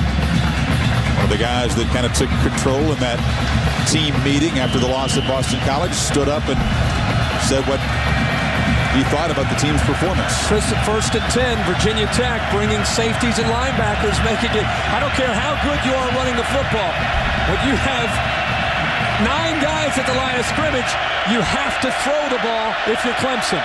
Stuckey in motion, both Spiller and Davis in the ball game, flanking Proctor, and it's Spiller who can't collect the high throw. Proctor off target on a very easy throw. That's the kind of play that Spiller took 50 yards to the house against Georgia Tech. He made a couple of guys miss, but you got to get the ball to him. We're starting to see this first half how difficult it is for Clemson when you get away from the friendly confines of that stadium. Deal with these kind of elements. You have to break some tendencies and give your quarterback a chance, and that's an easy throw. Will Proctor right now out of sync, not finding his rhythm throwing the ball, and it has everything to do with the way Bud Foster's bunch is defending him and his offense. Yeah, he's just 2 for his last 7. That was just a careless throw. Loss in concentration, sets up 3rd and 9. 3 in the play clock, the fumbled snap. Hokies say they have it. And they do. What a disastrous series for the highest scoring offense in the nation as they squander an opportunity and Tech's defense comes up big. Cannot say it enough. You're on the road. It's a Thursday night at Lane Stadium. You know that the crowd's going to be a factor. It's affected them this entire first half with their communication. They were forced to use timeouts. That time, Dustin Fry snaps the ball up, and Bud Foster fired up. Sudden change. Defensive coordinators always talk about how will our defense respond after a turnover in our own territory. Big stop by the Hokies to give Sean Glennon a break, get him off the hook here, and get him the football back. They hand it to Orr up the middle. Nice little gain. You realize now after 15 turnovers by the Hokies offense, that defense has only allowed opponents to score twice after 15 turnovers. And that, they didn't even allow a field goal opportunity. Orr is over 100 yards, and he has our Under Armour advantage so far. Almost has more yards in the first half than Clemson's allowed the entire season to one opponent. 111 yards, the most a team has gone for against Clemson this year. Gets it again on second and short and dives for the first down at about the 37. They asked the coaches, are you holding your breath every time Orr carries the football, given the fact that so much of this running game and so much of this offense depends on number 28? And they said, kind of. I mean, he's a durable guy, so we don't worry too much about him getting hurt. But, yeah, they'd love to have somebody spell it. Well, 18 carries so far in the first half, and Ryan Steinspring and Billy Height, the running back coach, saying he's one of these backs that just gets better as the game goes on. Now they go 4 receivers and a throw on first down, but Glennon can't find anybody open and kind of skips out of bounds. He's hit on the sidelines, and the Tech bench wanted a flag. There isn't one. Philip Merlin, the defensive end, chasing him out.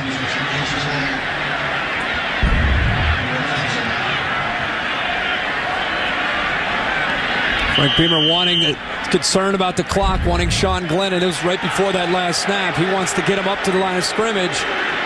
He wants to try to, at the very least, get into field goal range here. Obviously, the clock stopping with Glennon going out of bounds. Second and 10. Once again, a 4-receiver set. Short across the middle, incomplete. David Clowney was there. Did he go after the ball enough? Well, he's got all 3 timeouts left. That was not much of a touch on that throw. That was a tough ball to catch for Clowney, coming across at about 3 yards downfield, catching a 90-mile-an-hour fastball above his head as he's coming back to the quarterback. They've got to get the ball downfield here. Clemson had to burn all their timeouts. They don't have any. And now Beamer will kind of play it safe and run the ball on third and long, kick it away, knowing that Tommy's Tigers had to burn all those timeouts in the first quarter. If you're Tommy Bowden, go down 10-7 at half, and you think to ourselves, with Rob Spence, your offensive coordinator, guys, we had 44 yards rushing in the first half. What can we do to get Will Proctor into a rhythm? Try to come up with enough from the passing game on the early downs to put Will in a position where he's comfortable. And if you're Virginia Tech, you keep saying, guys, you keep playing defense the way you are, and Brandon Orr, just keep running the football. Yeah, 44 rushing yards on 15 carries, less than 3 a carry for this powerful rushing team. Schmidt roots it away, fair catch made by Spiller at the 24. And they'll have just 22 seconds to work with. Yeah, that was a crucial exchange of turnovers there a few minutes ago, where the mistake made by Glennon set up Proctor and his offense, and Proctor coughed it up on this bad snap. And as good as the Clemson offensive line is, they've been for the most part handled. It has a lot to do with the way Virginia Tech's front play, but also the way the linebackers are getting up into the line of scrimmage and taking away any kind of angles they might have to pick up a nice big chunk of yardage. Well, this is a new rule. Change of possession, the clock winds, and Clemson won't even bother coming to the line of scrimmage. Hokies fall in a 7-0 hole, but respond with 10 points, and they take the lead as home underdogs here at halftime. 10-7 Virginia Tech. Now let's join Reese Davis and the gang in the studio for the Pontiac Performance halftime report. Reese, take it away. Chris. Tight game in Blacksburg. A couple of costly turnovers by each quarterback. One on a center quarterback exchange. Got a tight game. Looking forward to the second half. Mark and Lou alongside. They are playing Game 4 of the World Series. It was rained out last night. Tigers have taken a 1-0 lead as they play in the top of the third inning. Detroit trying to even the series at 2 games apiece. Bonderman and Suppan, the starters of games on ESPN Radio, as always. Pittsburgh Steelers quarterback Ben Roethlisberger listed as questionable for Sunday's game against Oakland. He was knocked out of the game last week against the Falcons with a concussion. He'll have to pass his post-concussion test before he is cleared to play. Bill Cowher said that decision might not come until Sunday. Still to come on the Pontiac Performance Halftime Report. The man who shakes down the Thunders thundering at the voters. Is he justified? We'll tell you about Charlie Weiss's beef, how it might impact Notre Dame long term.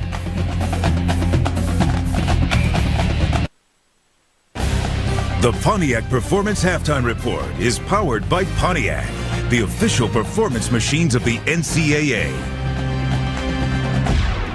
Virginia Tech has done a great job shutting down James Davis, C.J. Spiller, and the Hokies with a 3-point lead over Clemson at the half. Mark and Lou alongside. You know, Notre Dame plays Navy this weekend. 42 straight times the Fighting Irish have defeated the midshipmen. But it's not the fear of the loss is giving Charlie Weiss a sinking feeling. A little bit of a sink in the polls as the Irish coach, well, aggravated. Just the things that surprised me are in that situation. I'll just cite a couple of them. Like one of the teams that jumped us had the same game that we had. And they're down. They're playing at home. They're down, and they win by a field goal. Okay, another team that jumped us wasn't even playing. They were sitting at home eating cheeseburgers, and they ended up jumping us. So that befuddles me. We go win a game with 27 seconds to go, come from behind, win a thrilling game. Okay, and because we win a thrilling game, let's move us down because one team's not playing and another team had the exact same game.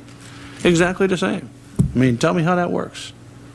Maybe I'm just stupid. Just tell me how that works. I'd like to know how it works that he can wear a hubcap on his hand. Mark, you do that too, don't you, Mark? Hey, this is what Charlie's talking about. These are the teams in question. Notre Dame slipped a couple of spots in the coaches poll, also went down one in the BCS rankings and the AP poll. Florida, they're the cheeseburger eaters. And Tennessee, they're the ones that slipped by a field goal, beating Alabama by 3 on Saturday. So the question now is, other than the subliminal message that Charlie's sending with the Super Bowl ring to show that he has one and you don't, does he have a beef here, Luke? I don't think so. The thing you have to do is just keep winning. I found this, that when I thought we deserved a national championship, I came out and gave all the reasons. What they did, they put us down. Don't tell people about your problems. 90% don't care. The other 10% are glad you got it. The only thing you do is go and win. You win enough games, the polls and the bowls take care of themselves. Forget about the things you cannot control. Handle the things you can control. Let me try to explain this. If you lose to Michigan and you get pummeled at home, and then you struggle against unranked teams like UCLA and you struggle against Michigan State, and then when you look at your schedule and you've got the 3 academies in North Carolina coming up on the schedule, if you think the coaches drop you 2 spots now, wait till next week. It's not going to get any better. And if you look at this team, they're a good team. They're just not an elite team. They're not playing like the top teams in the nation. But they are capable of beating anybody in the country. And they may very well end up in the national championship game. All they have to do is win out, beat Southern Cal, and then hope everything falls in the right places. Sometimes we have a tendency to panic during the middle of the season. What happens if this? Go win and forget about it. Do you get the feeling that maybe Mark was sending us a message that I want to tell you. I have championship rings. My wife gave me a wedding ring. I said I can't wear it. I don't dare wear a ring now. That's right. No way. All right, so Notre Dame still in the thick of it. One of the one-loss teams hoping to make their way into the title game with a little help, and so too is Clemson. But the Tigers and James Davis, they've got their hands full in the second half, trailing by 3 on the road. We're back to pick conference winners after this.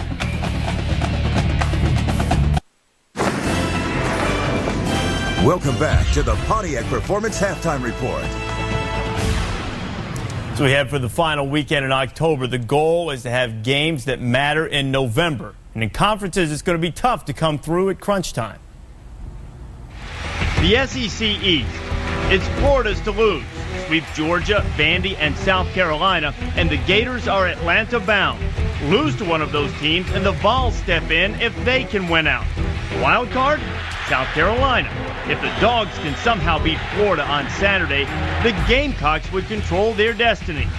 In the West, Arkansas is in control with a spotless league record and a win over second-place Auburn. But the Hogs face South Carolina, Tennessee, and LSU over the next month. More than reason enough to hold off on reservations to Atlanta. In the ACC's Coastal Division, despite all the chaos surrounding the Canes, Miami is far from finished. A win against Georgia Tech on Saturday, and they look good. But if Georgia Tech wins, the Jackets would then have the tiebreaker over Miami and Virginia Tech. What's more, Georgia Tech would need only 2 wins in their 3 remaining conference games, and the teams left on the schedule, NC State, North Carolina, and Duke. In the Atlantic, thanks to their squeaker win over Clemson, Boston College is in command. They're not the only ones. Of all teams, Maryland still has a shot, with Clemson, BC, and Wake all left on the schedule. An inspired Terrapin crew could win out and play for the championship. And if Virginia Tech beats Clemson tonight, Wake Forest would be 1 BC loss away from having its fate in its own hands. 3 words tell the tale in the Big 12 North. Missouri, Nebraska, November 4th to be exact. The winner will likely face league-perfect Texas. Though to be fair, if Texas A&M can get to the day after Thanksgiving battle with just 1 conference loss, they could be playing for the South title against the despised Horns. A lot of combinations, permutations. Let's make it simple. Take your pick now and start with the Big 12 North. Who's going to win it? I think the Big 12 North will be won by the University of Nebraska, although it'll be a great game with Missouri. I think it's going to be Nebraska also because of their balance on offense, running the ball and throwing the ball. And I think Zach Taylor's the leader of this football team, Nebraska. All right, so in the Big 12 South, does that mean we're going to see a Nebraska-Texas rematch? I think we'll definitely see Texas-Nebraska, but let's not rule out A&M. And I say that because their quarterback has only thrown 1 interception, McGee, this entire year. I think Texas wins the South without a doubt. Colt McCoy, their quarterback's getting better and better each week, but keep an eye on Texas this weekend against Texas Tech. Only one team in the SEC is perfect in conference play. Can Arkansas hang on in the SEC West? I don't think so. I think that there's too big a hurdle to play LSU, Tennessee, and South Carolina. I think that it will be represented by Auburn. I totally agree with you. I think Auburn's going to be the representative of the SEC West. I think you look what they've been able to do on offense, but particularly the way they play defense in the second half against Florida. Now, who says you guys fight all the time? How about the SEC East? I think the SEC East, the Florida, South Carolina winner, and I think it'll be Florida down in Gainesville. They're just too difficult. And I think Tebow is going to take more and more role on offense. We agree again. Not only Florida's offense, Florida's defense. They only give up 2.5 yards per rush. That Florida defense is stopped. How did you get so much smarter in just a week? It's unbelievable. 1 week from tonight, the game everybody's been pointing to in the Big East, West Virginia and Louisville. Rutgers still hanging around in there. Who wins the Big East? I think West Virginia wins it because I think even if Louisville beats West Virginia, they will end up losing to Rutgers. West Virginia plays Rutgers at home in the last game. I agree again. It's got to be West Virginia. Everyone talks about their offense with Pat White at quarterback, Steve Slayton running ball, but how about Rich Rodriguez's defense? They're pretty doggone good. You guys are getting along so well, it's making me sick. ACC Atlantic. Oh, the ACC Atlantic. I have to go with Clemson because I think that Wake Forest is going to end up upsetting Boston College. If Clemson wins tonight. It's Boston College, without a doubt. They control their own destiny. They're the only team thus far to beat Clemson. It was a double overtime win, but I think Tom O'Brien's got his troops ready to roll. They're going to win it. Yeah, Wake Forest has that head-to-head shot left with BC. Still, what about the ACC Coastal? Who's it going to be? I think it's going to be Georgia Tech. I think Georgia Tech's going to rebound from the thrashing they got last week and beat the University of Miami, which will then put them in the driver's seat. That's Georgia Tech. I've got to agree on another one. I can't believe it. But Chan Gailey, the head coach of Georgia Tech, let me give you some great advice. Throw the ball to Kelvin Johnson and you'll win out. I tell you this, I'm going to go home and I'm going to study more because somebody's wrong. Hey, who's the best independent in the country? You think? Temple. It's Temple. Come on, Mark. Give it up, Mark. Cheer for old Notre Dame, Mark. Oh, the Virginia Tech D. Up by 3. The Pontiac Performance Halftime Report is powered by Pontiac, the official performance machines of the NCAA.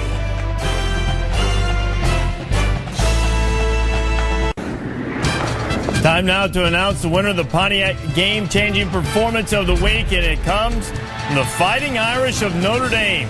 Seemingly dead in the water against UCLA. The Irish hooking up the 3-play, 80-yard touchdown drive in the waning moments as the Irish beat the Bruins. An old touchdown Charlie and the Irish win the Pontiac game-changing performance of the week. You know what? The greatest comeback in the history of 1A football.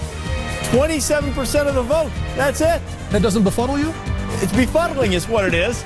49% going to Notre Dame and $5,000 going into the General Scholarship Fund at the University of Notre Dame, courtesy of Pontiac. Remember, every time you vote, when you log on to ESPN.com, search Pontiac, you can register to win a $5,000 scholarship for you or someone in your family. World Series Game 4, Tigers and Cardinals, 3-1 now, still in the bottom of the third. Game on ESPN Radio. Cards lead the series 2-1. And the National Hockey League, the Sabres and the Islanders. Sabres up 3-0 in the third. The significance there, Lindy Ruff and the Sabres can win. They'll be 10-0, and they will match the Toronto Maple Leafs from the 93-94 season for the best start in NHL history. Fowler's all over that hockey note. Brandon Orr all over the Clemson defense. Virginia Tech up by 3 at the break.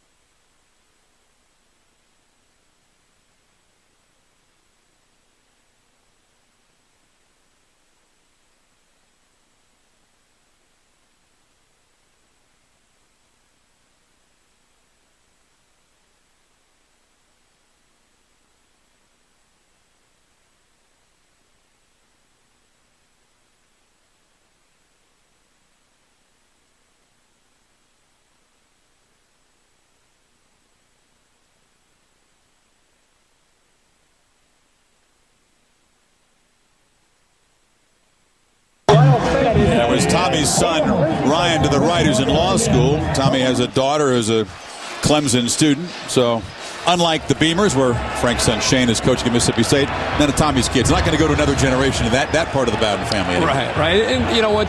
I think Tommy knew when he brought his team into this environment that it was going to be a tough challenge. 5 days off the big win, coming into the stadium here, and how excited Virginia Tech fans can be and how desperate Virginia Tech had to get things going. And first half goes to Virginia Tech. We'll see what happens in the second half. And each quarterback made a crucial mistake in that second quarter. Glennon, the fumble, giving Clemson a great opportunity, but on the third play of that possession, the fumbled snap by Proctor gives the ball back to the Hokies. And the Clemson offense, after a very successful start, a 77-yard touchdown drive, Kirk, just 4 3-and-outs for the highest scoring offense in the country coming in. Only 6 first downs, averaging less than 3 yards a rush. They've not been able to run the football. And I'm sure that was the big focus for the offensive staff, is to make those adjustments and see what they need to be able to do to try to get things in sync. But right now it's their defense that has to start out, try to get the ball back to the Tigers. And if you're Sean Glennon, your best friend has been Brandon Orr, and you want to continue to use Brandon Orr and look for some chances to get the ball downfield. But are they overusing him? This right here is his 20th carry of the game. Can he hold up? I know he's a workhorse, but these are Home Depot coaching adjustments. He seems to get better as the game goes on. And the Home Depot coaching adjustments for Virginia Tech is hold on to the energy, passion that they've been able to play with. Keep running Brandon Orr, and then don't be afraid to take your shots when those safeties start to cheat up. Don't be afraid to still take your shots downfield and see if eventually you can hit one. Clay sneaking up and showing blitz, now pulling back, and he does come on the run blitz, and Orr is corralled there. That is the active middle linebacker, Antonio Clay, the sophomore, who's got a big future. He's had to step in and fill the void with Waters and Billy injured. He's had a nice ball game tonight. We knew Antonio Clay would come into this game and would have a lot of opportunities with Brandon Orr running the football. And Chris, you touched on it. Brandon Orr, 21 carries already. Virginia Tech has to run the football, and Clemson linebackers have been very active with their opportunities. Glennon in the shotgun on 3rd and 4. They pick up the blitz. The throw is high and incomplete. Eddie Royal on the quick slant. And both quarterbacks really struggling, losing their tempo right now. Well, when you see a quarterback and a receiver pointing to one another, one of them read a certain coverage and the other one read a different coverage. When you have a zone coverage, the receiver usually sits into a spot, and against man, you continue to run across. Royal read man and kept running across. Quarterback Glennon thought it was zone, and he threw it to the spot where he thought Royal would be. Miscommunication and a fourth down. So Schmidt on the punt. It's Spiller retreating near the 25. Can the freshman find some room? And good job by that Hokie coverage unit. Pens him in at the 30-yard line. Dwayne Brown there on the stop of 46-yard punt. Let's go down to Aaron Andrews. A little peek ahead at some adjustments for the second half, EA. Well, Chris, only 44 yards rushing for Clemson's offense. I talked to head coach Bobby Bowden about this, and he said Virginia Tech's defense is throwing everything at us on the ground. So just as you guys predicted, Will Proctor has to throw the ball. He said for our defense, Brandon Orr, he's a guy who averages 100 yards a game. Our defense needs to turn it up, and guys, Coach Bowden said Virginia Tech team came out swinging. We got to swing back. EA, not only throw, but throw on 1st and 10 to help set up the run. It's Ford taking the handoff. The receiver coming around, but he got nothing there because Kerry Wade, the rover, fought off the block and made the play. Virginia Tech came into the game determined to take away the run. And whether it's, even a reverse to test their discipline, or it's just running James Davis or C.J. Spiller, the Hokies are locked in on 1st and 10 on the running game. And it shows with the numbers. That's why I think you're going to have to see Clemson not wait till 2nd and long and 3rd and long to put Proctor into a throwing situation. Tight end Palmer in motion.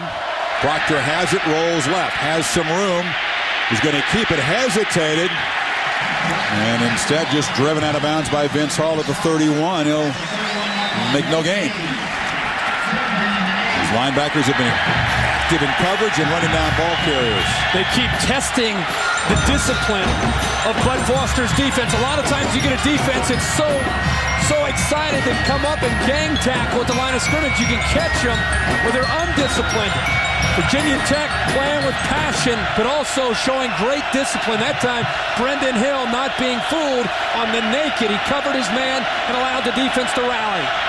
No blitz on 3rd and 8. Proctor fires, intercepted! Intercepted over the middle by Xavier Adibi. We talked about the active linebackers.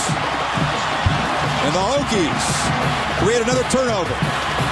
This time in Clemson territory. Xavier Adibi, one of the leaders of this defense for the Hokies, just reads the eyes of the quarterback. He's looking right at Will Proctor, feels that he's got a receiver in his area, steps right in front of Chancey Stuckey, and he simply looked right at Will Proctor and made the play. Brendan Hill getting up in Proctor's face just a little bit after the interception. So Proctor, after a promising start in this game, has really struggled lately, and the Hokies have the ball at the 35. Just 2 for his last 7. Or the delay rolls ahead for about 4. We knew yesterday, we met with Bud Foster, the defensive coordinator, how much energy he had, and he knows that it's his linebackers. He wants his guys to make plays, and he knows that he's got to rely on them every single time that his defense is out there. It's the linebackers tonight that made the difference. Yeah, we talked to Xavier Adibi and we said, how's your health? Fine. Yeah, but what about the broken thumb and the stinger and the screw in your bicep? That's all. Fine. I'm good. I'm good. Freshman year, he had a problem with his bicep. They put a screw into his bicep. And biodegradable. 2 or 3 games later, he's out of the field playing. Yeah, but it wasn't a metal screw. It was like a high-tech thing that kind of just dissolved. He called a timeout from the bench, Virginia Tech, before the play.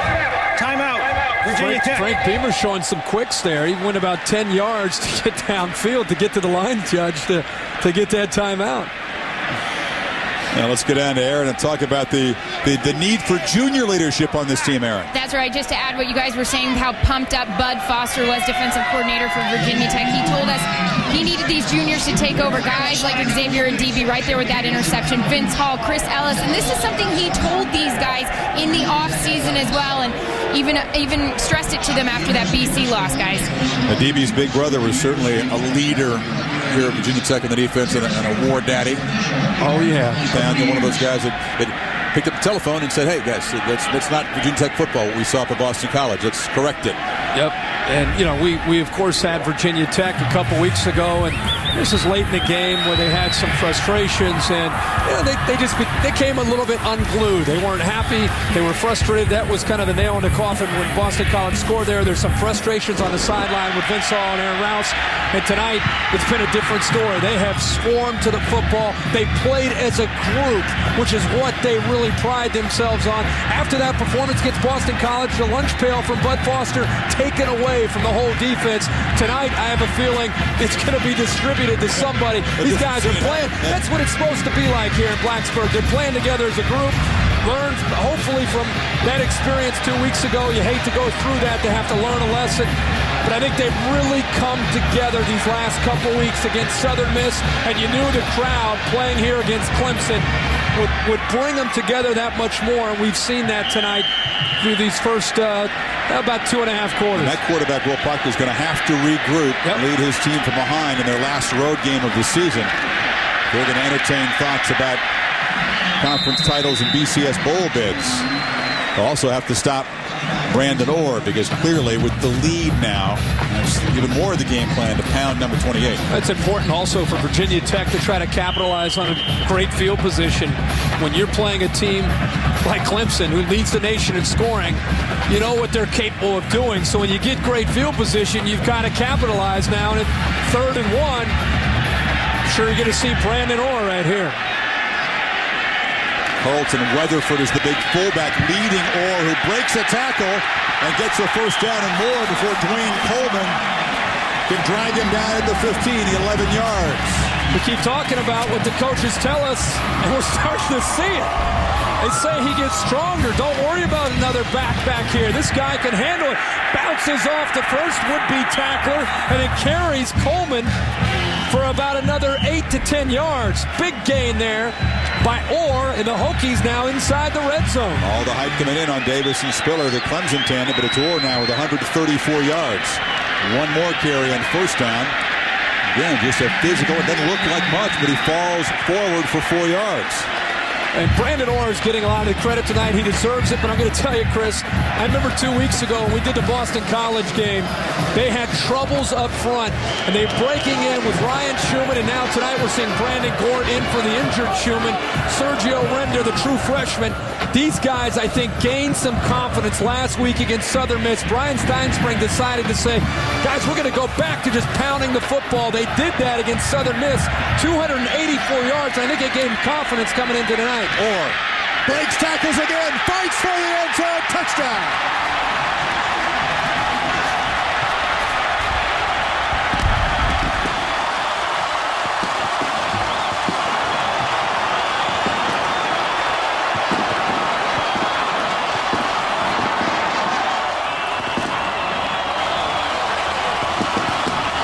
Now that's what you do after a turnover. You muscle the ball into the house and extend your lead.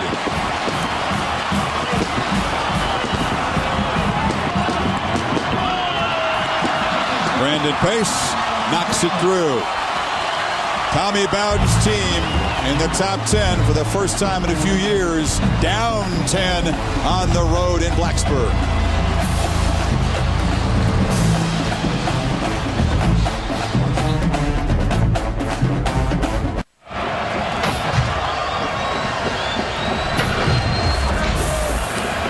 Virginia Tech behind a 35-yard drive, all of them with the legs of Brandon Orr. Lead by 10 over Clemson.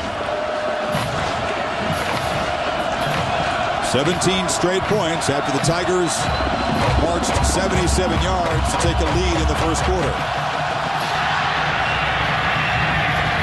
At the 2-yard line, it's Spiller. And the freshman who's had a tough night coming off that sensational evening against Georgia Tech on Saturday. He has been bottled up tonight. Kirk, the touchdown. Chris, the two linebackers on the outside both have an opportunity to make a play. Are we starting to see the effects of a Clemson defense? Look, both linebackers right there to make a play, and watch what happens. Brandon Orr goes right through both of them. I'm wondering if this Clemson team is having a hard time shaking the big win last week and what they accomplished against Georgia Tech. So far, they do not look like the same team. They're going to have to dig real deep right now. They hand it off to Davis, and again, it's the linebackers flying into the gap. Sidibe, who made the pick a minute ago with the tackle there. Aaron, this is a inspired Hokie team, and a Clemson team looks a little glazed over right now. Yeah, Chris, I'm standing by Clemson's defense right now, and emotions flying left and right. Their coordinator, Vic Koenig, yelling at him. They're knocking you off the ball. They're playing tougher than you are, and I think the thing that stands out the most in my mind, guys, is the leader, Gaines Adam, yelling, trying to pump up his team so much, guys. Tears in his eyes. I heard he was the exact same way during halftime. Meanwhile, the offense has to do its part. Proctor's got to get on track. Fires incomplete over the middle. He was looking for Spiller, who was out of the backfield and covered by Vince Hall, but another poor throw. Poor throw, and Will Proctor had the matchup that he really wanted with a running back against a two-deep safety look. He has exactly what he wants with Spiller slipping behind the linebackers. And I think there's something to it. You and I are seeing from up here what Aaron Andrews is seeing downstairs. It's sometimes give Virginia Tech all the credit in the world for the way they're playing in front of their crowd. But Clemson emotionally has had a hard time shaking the effects of the win last week against Georgia Tech. Hey, Tommy Bowden kind of feared it coming in here. Proctor on third and long will not get anywhere near the first down. One more time. It's a DB all over the field. Another 3 and out.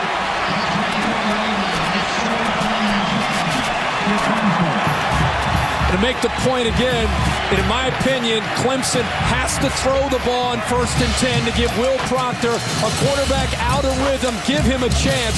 2nd down and long, 3rd down and long. The Hokies know what's coming. You have to try to throw the football when Bud Foster and the defense isn't pinning their ears back, coming after the quarterback every time.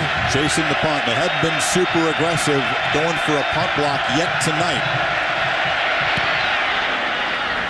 Royal signals for a fair catch and retreats to take it at the 30-yard line. 45-yard punt, and now this Clemson defense, maybe tears in their eyes on the sidelines, has to step on the field and translate that into a big play. They're down by 10.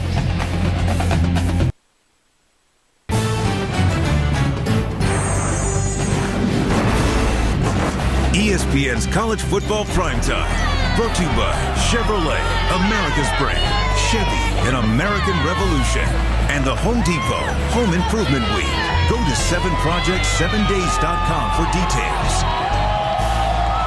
Pretty basic stuff here in Blacksburg. One of the football stopping the run. That's what's built a 10-point lead for Virginia Tech midway in the second quarter. A trick play. They patch it back to Eddie Royal, or gave it to him, and what looked like a disaster. The ball's loose now. Clemson says they have it near their sideline.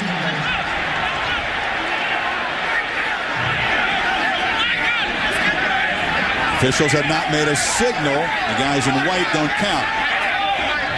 And now the signal, it is a turnover as Royal coughed it up, and Michael Hamlin, who's played such a strong game, the cat safety for Clemson, that's what the defense needed. Well, we were just talking about at the break, as bad as things feel right now for Clemson, they have playmakers, little trickery, it backfires. Royal tries to get to the corner where the blocks are, and the defense is swarming, and look who it is. It's Hamlin who rips it out. Crowd sees the replay on the monitor. They say Eddie Royal's left knee was down. Or his right knee. They think his knee is touched before the ball is ripped out by Michael Hamlin. The ruling on the previous play is being reviewed. Yeah, the old hurry up, try to snap the ball before the crew gets the that replay actually check. makes them check. Doesn't really work. No, it doesn't. It has never worked. It might wake them up upstairs. I mean, when they see somebody get to the line of scrimmage, they know we better check it. Well, a huge call here by the replay officials. We have to see if there's significant evidence to overturn the call on the field of fumble. Keep an eye on the knee and when the ball is ripped loose by Hamlin. What comes first? The ball is clearly out there. I don't know if the knee was down. It's pretty close. Very close. Let's see. See that right knee when it goes down. They'll probably use the first angle, I would think. I think the first ball's angle. coming out. It may not be enough to overturn the call. Whatever was made on the field may stand because more it's often tough than to not, when you have these kind of angles and it's such a close call, you're right. It's always the call on the field stays. I think this is the best angle. That angle looks like his right leg is down. It's really his hip that hit the ground, not the knee, as Hamlin's arm is going after the football. So all this technology, all these camera angles, and they're viewing the same things you're seeing right now. So much riding on this call. He's not down yet. The ball, you can see, coming out. I think they might let that stand because it's not enough to maybe overturn it. Right. And the ACC using the high-tech system, the touchscreen system by DV Sport. All but the Big 12 and the Pac-10 use this same system. They have the ability to zoom in and blow up certain aspects of it, which is what you're seeing right here. Yeah, take a closer look.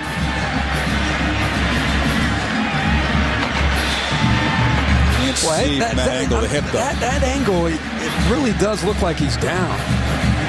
It almost looks like it's at the same time. It's the same time where his body's touching as the ball is coming out. See, there's the football here coming loose as his hip hits the ground. It looks like his knee is going to hit, but as he turns, really his whole hip is what lands on the ground first. If it were to stand, this would be Clemson's second opportunity deep in Virginia Tech territory.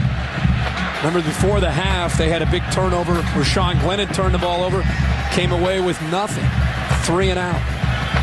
Actually gave the ball back to Virginia Tech. I thought they were going to show many new angles. I think we pretty much give them everything we got in terms of TV replays. Yeah.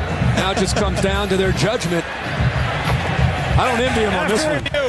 There is indisputable video evidence that the ball carrier was down. Second down, 34-yard line. The angle that we were looking at and studying, it just looked like indisputable. It looked like the right side of his body, like the leg. You said the hip, the knee, the hip. The best look that we had, and I'm sure the angle that they were reviewing is this angle right here, and I think it just comes down to the right side of his leg down, and then the ball coming out. Yeah. Doesn't matter. It's not a turnover, and a huge swing on that overturn by the replay crew.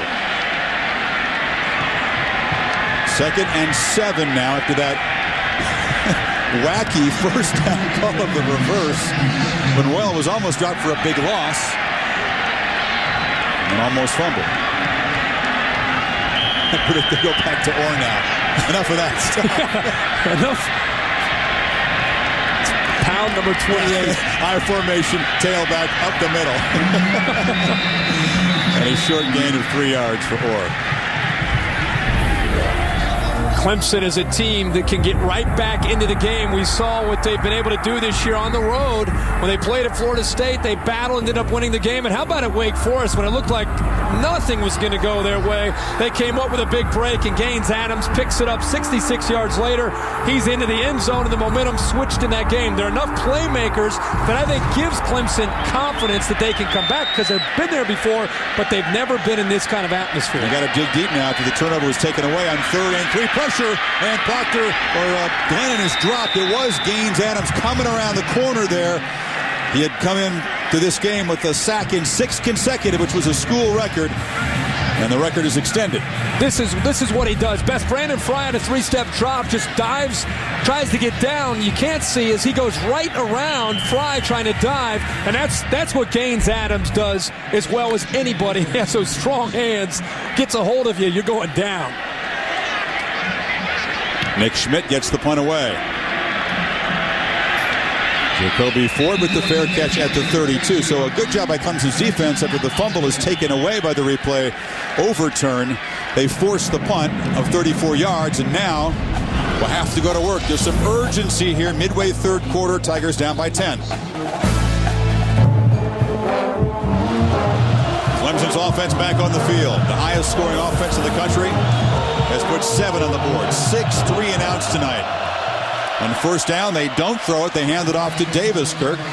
They got to get Proctor, though, back on track. Just 2 for his last 9.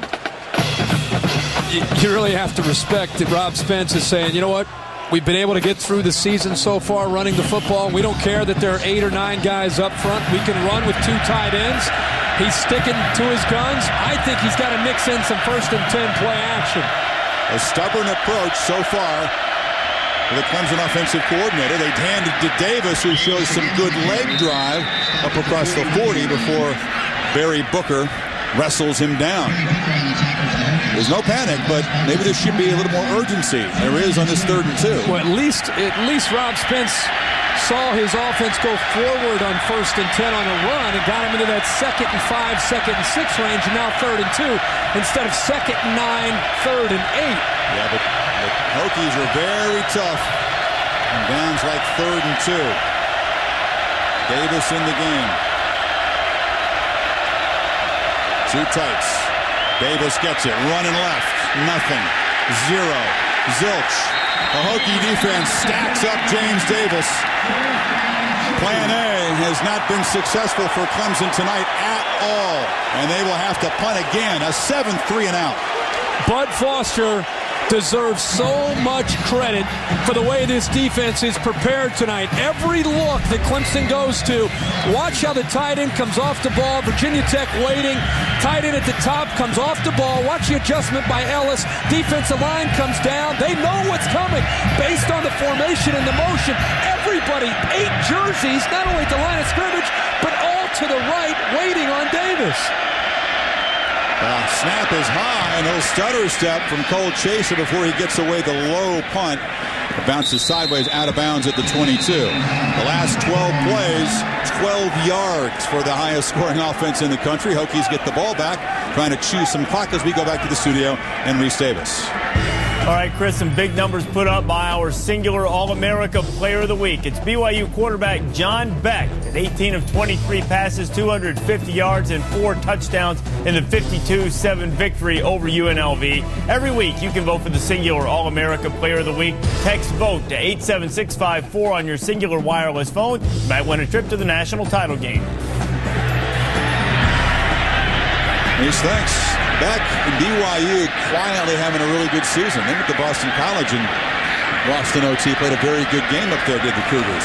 There's a first down throw from Virginia Tech, and it's complete to Josh Morgan on the near sideline. There's a team up 10 throwing on first down. This is what you want to see from Clemson. I'm still waiting to see Clemson try to break that in to avoid Bud Foster knowing what's coming before the ball is snapped. I mean, they are really zeroing in on Clemson's keys, but nice job here by Glennon. Brian Steinspring electing to throw, and now you've got a little bit of an option or two on 2nd and about 6 inches. Let's see if they take a deep shot. They tried one tonight. It was off the hands of Morgan. It was a holding penalty on the play. The way Clemson keeps cheating their safeties up, I'm telling you, it's a matter of time until they eventually try to go downfield. Or tries to bounce it, and you will get the first down to the 35-yard line. First down for either team in the second half.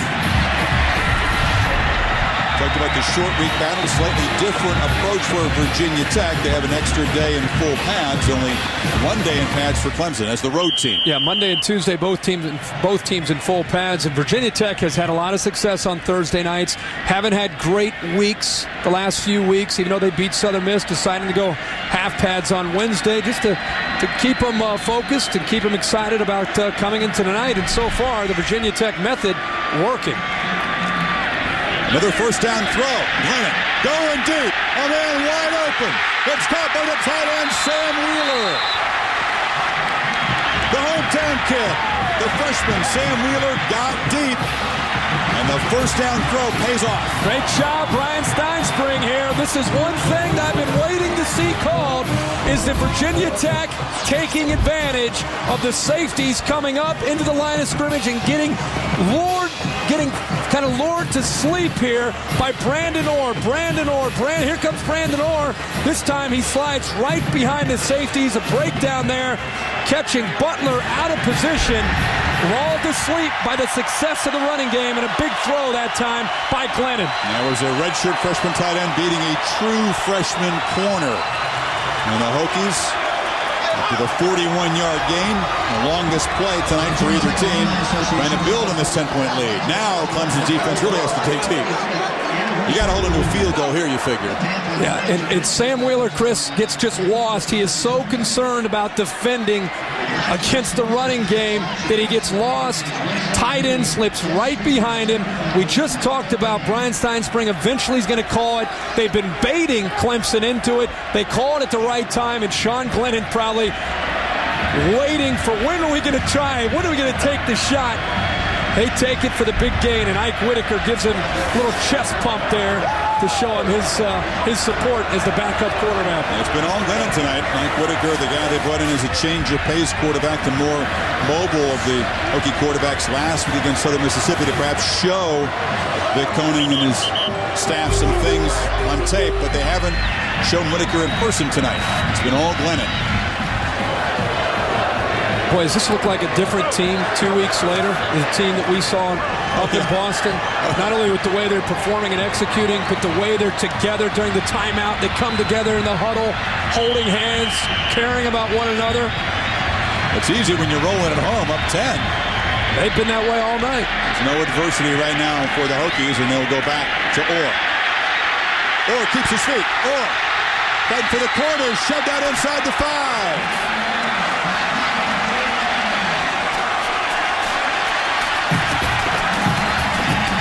We came into this game waiting to see James Davis and C.J. Spiller for Clemson possibly put on a show, and tonight Brandon Orr has shown that he can carry the load for this offense. 29th carry tonight. What power, what balance, and what a burst to come off of that and almost take that into the end zone. I thought he was going to go down. He holds up and explodes off of what looked like a potential slip because of the defensive pressure, and he maintains his balance, takes it inside the 5. First and goal. Orr not able to slip out of that tackle, falls for about a yard. Orr closing in on a 200-yard gain. Played there on the stop. He's on his way to a 40-plus carry game. Beats working in the 7-Eleven warehouse. What a night for Brandon Orr. I think he took it as a personal challenge coming in with all the hype and hoopla. James Davis, C.J. Spiller, and Clemson after their great game last week against Georgia Tech. Lee Suggs, the former Hokie great in town. Orr weaves across the goal line for a touchdown.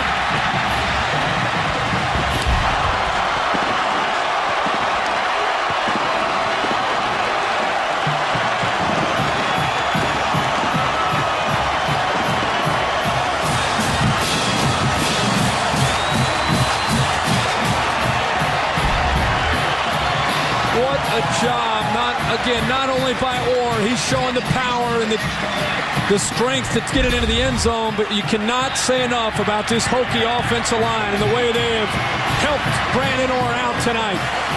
The replay officials took away the turnover, and then Virginia Tech went to work. 79 yards on 6 plays and only a minute 31. And this is a really, really spirited, aggressive, tough performance by the Hokies. Underdogs on this field for only the 3rd time in the last dozen years. The other 2 times they were underdogs, Miami came in here. The Hokies split those 2 games. Tonight they're laying it to Clemson. You knew, Chris, that emotionally you knew what to expect from Virginia Tech coming into this stadium. Even with the Southern Miss win, it was back-to-back losses in conference play against Georgia Tech and then on the road at Boston College. They felt it. They knew this was a must-win. We felt it when we sat down and talked with them, that they knew that the energy was going to be there. Was it going to be enough? to knock off a red-hot Clemson team. So far, they've had their way through almost 3 quarters. And the other question was, how would Clemson respond? 3rd game in 14 days, off that big emotional high, setting just like this at their place Saturday against Georgia Tech. And they have not been nearly the same team that we saw there destroy the Yellow Jackets on either side of the ball in any respect. Sometimes it's tough to shake off such an emotional game in your own stadium where the adrenaline is flying and you've got to turn around 5 days and go on the road in a tough environment. As the hunted.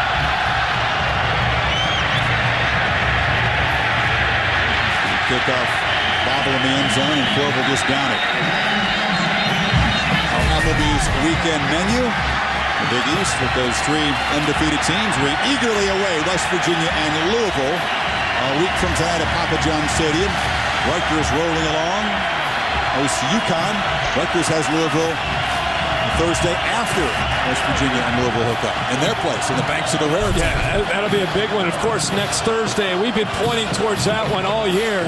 Both teams get there undefeated. A lot will be decided on the field next week at Papa John's Stadium. I really thought that for most of the season, Louisville had the edge, was the better team. But I think West Virginia's playing better football now than the Cardinals. The first down throw for Proctor. They find Spiller in the flat. Short game. West Virginia and Louisville. One of them will emerge victorious and believe like they should be in contention for BCS championship game. They need some upsets. And that, of course, is part of a huge week in Louisville. Breeders' Cup week. See that for 6 hours on ESPN. Noon Eastern time on Saturday. Richest day in racing.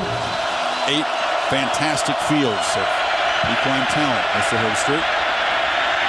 After the short game, they again throw the ball. Caught in the sidelines and banging for a couple of yards is the tight end Michael Palmer. Set up 3rd and short.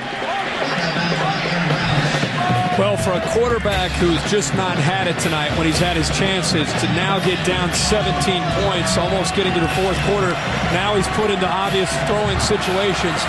We'll see if maybe that can get him on track. See if that can help him find his rhythm. Chancey Stuckey, who returned tonight. They believe he's a real difference maker, but only 3 catches for a mere 28 yards so far.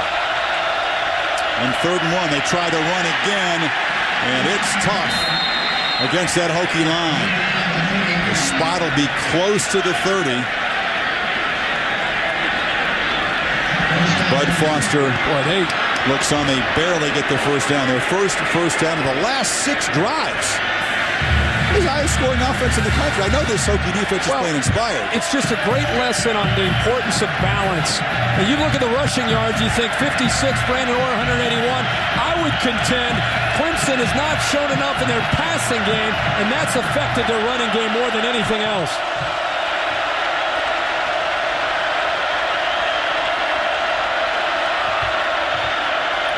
There's a first down throw almost intercepted. It was DJ Parker, the safety, reading the play. You get into a situation where a quarterback almost throws it right into the hands of a safety who's going at full speed, heading in the other direction.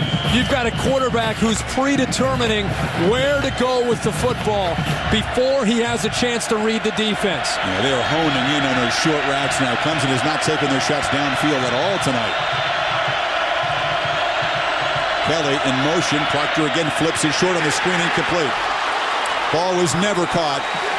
And one more time, Xavier Adibi in the neighborhood. Those short passing routes, they're being smothered, Kirk. They're just not there. What great instincts here. You're right. It's where all the linebackers are. They've had the big night. What great instincts by Xavier Adibi. He has a tight end going to the outside, and Palmer, he starts to follow him. And next thing you know, there's a receiver coming underneath. He comes off the tight end in a great position to deflect that ball away. 3rd and 10. Here comes the pressure. They get it away, complete, but not a first down. Aaron Kelly made the catch.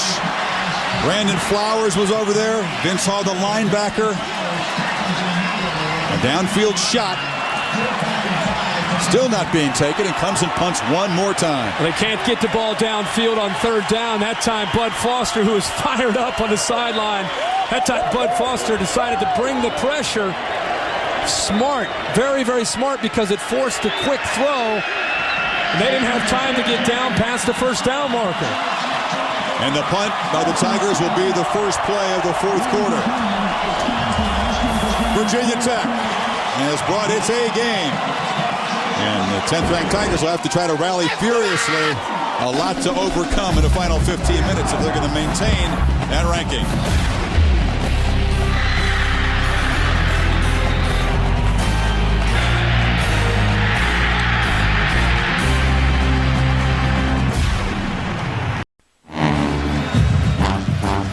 End of the third quarter tradition here in Blacksburg, the old hokey pokey. The tuba section out. You guys got to show good agility. You got to be big and strong to handle that Hornkirk, but you got to have good footwork, good feet. Oh, yeah, it's all about the footwork. They are the offensive line of the band. The 8th punt tonight for Cole Chase and Kirk. They punted 22 times all season in 8 games coming in. That's less than 3 per game. 8 punts now. Well, it's been a clinic by Virginia Tech's defense. We've talked about it now for 3 quarters, the job that they have done. It's been a Brandon Orshaw, 181 yards, and a guy who Aaron Andrews is with right now certainly appreciates good tailback play. Yeah, he does, and we were talking earlier, of course, at Virginia Tech, the tradition to use tandem backs. Of course, that was the case with you and Kevin Jones when you played. You said they're doing a little something different tonight with Brandon. What do you think of his performance tonight? Hey, it seems like he gets better the more he plays, and he's out there running hard, getting in the end zone. That's the most important thing, and as long as he holds onto the ball, doesn't put it on the ground, runs that clock out, we should be okay. Lee, how does that happen? How do you get better when you're carrying the load most of the game? How do you get better as the game goes on? Well, you're not all hyped up off adrenaline. You know, you're running with instincts. You're a little bit worn down, so you see the holes better. Everything slows down for you the more you play, so that's why you get better. You see things better, you get slowed down. We were talking earlier. I know you had a chance to watch that game versus BC. You were here when the tradition was Beamer Ball. You knew what the tradition was all about. I know you had a chance to speak with some of the guys. What did you tell them about what you saw on TV? What I saw, that wasn't hokey football. That wasn't Beamer Ball. We didn't play good special teams. We didn't play any offense. And the defense, you know, they pretty much ineffective. You know, that's not how we play. That's not how we played when we were here, and that's not how we want those guys to go out there and represent us. So we had to tell them to get together, go out there and hit them in the mouth. That's how you play football. Hit them in the mouth, play Beamer Ball, and you see what's happening on the scoreboard. We certainly do. Thank you so much. All right, thank you. Guys? Aaron, thank you. Message received. And the Hokie players knew it themselves. They didn't need ex-players or coaches to tell them. It was helpful for guys like Lee Suggs and Cornell Brown, the former great defensive lineman, as a GA, to weigh in. But Hokie players, they knew what they needed to do. Well, and Lee Suggs is a class act. He is a great role model for the current players to be able to turn to and talk to him and get advice from a guy like Lee Suggs who's been through it. On 3rd and 5, or fighting forward near the first down marker at the 32-yard line. There's the yellow line, the nose of the football just near. This ought to be pretty close if experience tells us. But every first down the Hokies can get, it gets grimmer and grimmer for Clemson.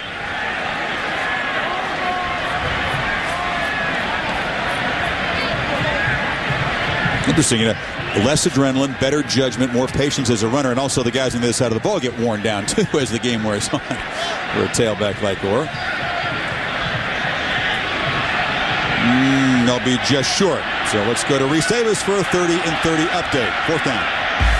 All right, Chris, Game 4 of the World Series. They are headed to the bottom of the 6th inning. Detroit ahead of St. Louis 3-2 as the Tigers try to even the series at 2 games apiece. Ben Roethlisberger suffered a concussion on Sunday against the Falcons. He is now listed as questionable for the game against the Raiders.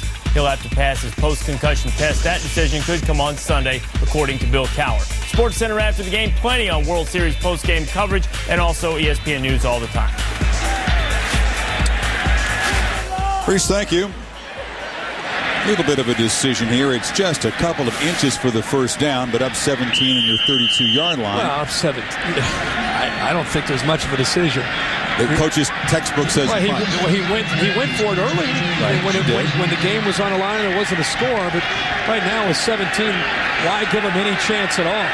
Clemson, you could tell they weren't sure what was going to happen. They rush their punt block team on the field at the last minute. Schmidt takes a step and boots it away. Ford chases it, makes the catch out of bounds inside the 20. So that's a nice booming punt from Schmidt. 47 yards and no return. ESPNU All-State Standings Review. Talked about the significance of the top 5 and the winner of that West Virginia-Louisville game trying to move up. And again, the Mountaineers visiting the Cardinals a week from tonight. USC has to lose for that BCS champion to have a chance. And another factor would be the Ohio State-Michigan loser. How far will they fall, assuming both teams collide in Columbus unbeaten on November 18th? I think that's a pretty good assumption. Yeah, but what if the loser stays above everybody else in the standings? That's possible. Proctor hit as he throws.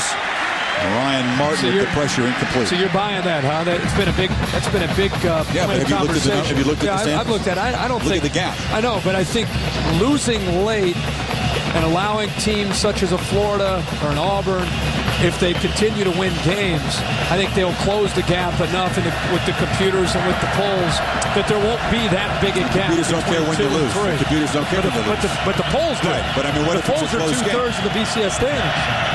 Yeah, but what if the pollsters say close loss?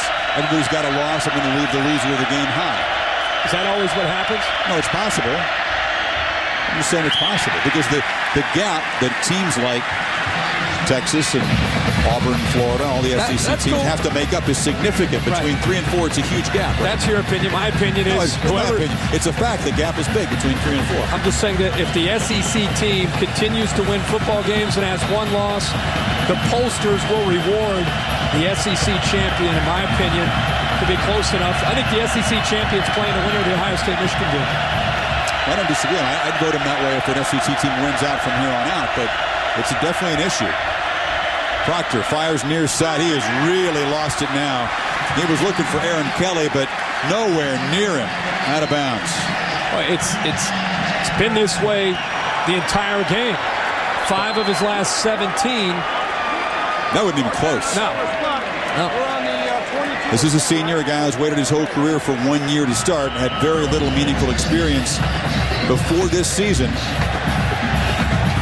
Played a poor game at Wake Forest for 3 quarters, was able to regroup and win that game. Didn't have a great game against Florida State, was able to do enough to win. Tonight, it hasn't been enough so far. Chasing, ugly looking kick. Royal makes the fair catch at the 43. Only a 35-yard kick. Well, some folks will go back to studying here. They got some tough courses in this camp. Look at that stuff. The math here, 24/7 Hokies.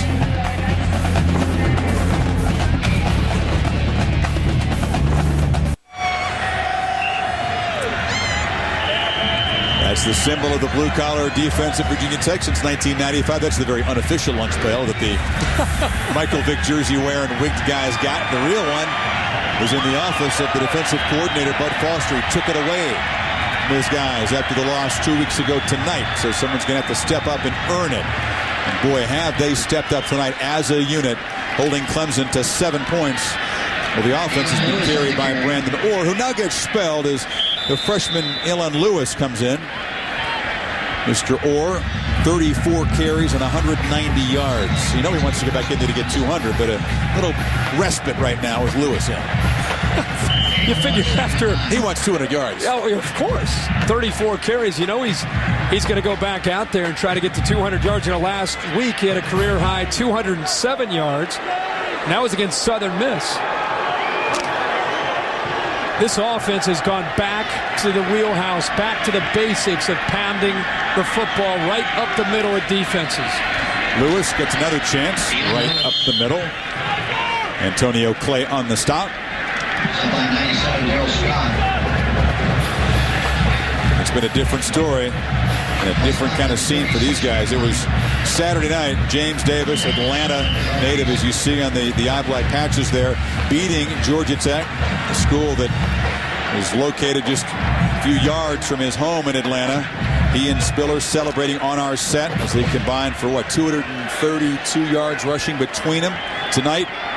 kept in check. Davis 31 yards and 11 carries. Lewis, Pound straight ahead. They don't want to throw the football in this situation. They'll just send out the punter. The way the defense is playing. The way the defense is playing and the way Will Proctor right now is executing. Take your 3 straight runs, keep the clock moving. Kick the ball right back to Clemson's offense and get Bud Foster's unit back out there. I've emphasized there's so much speed on Clemson. I mean, track guys all over the place. They haven't busted a big play at all. But there is that potential. Every snap, every touch. Just great discipline tonight for the Hokies defense to not allow that. And Spiller, who had plenty of room to return that one, just calls for a fair catch at the 10. 41-yard punt. Tigers 90 yards away and 17 points down.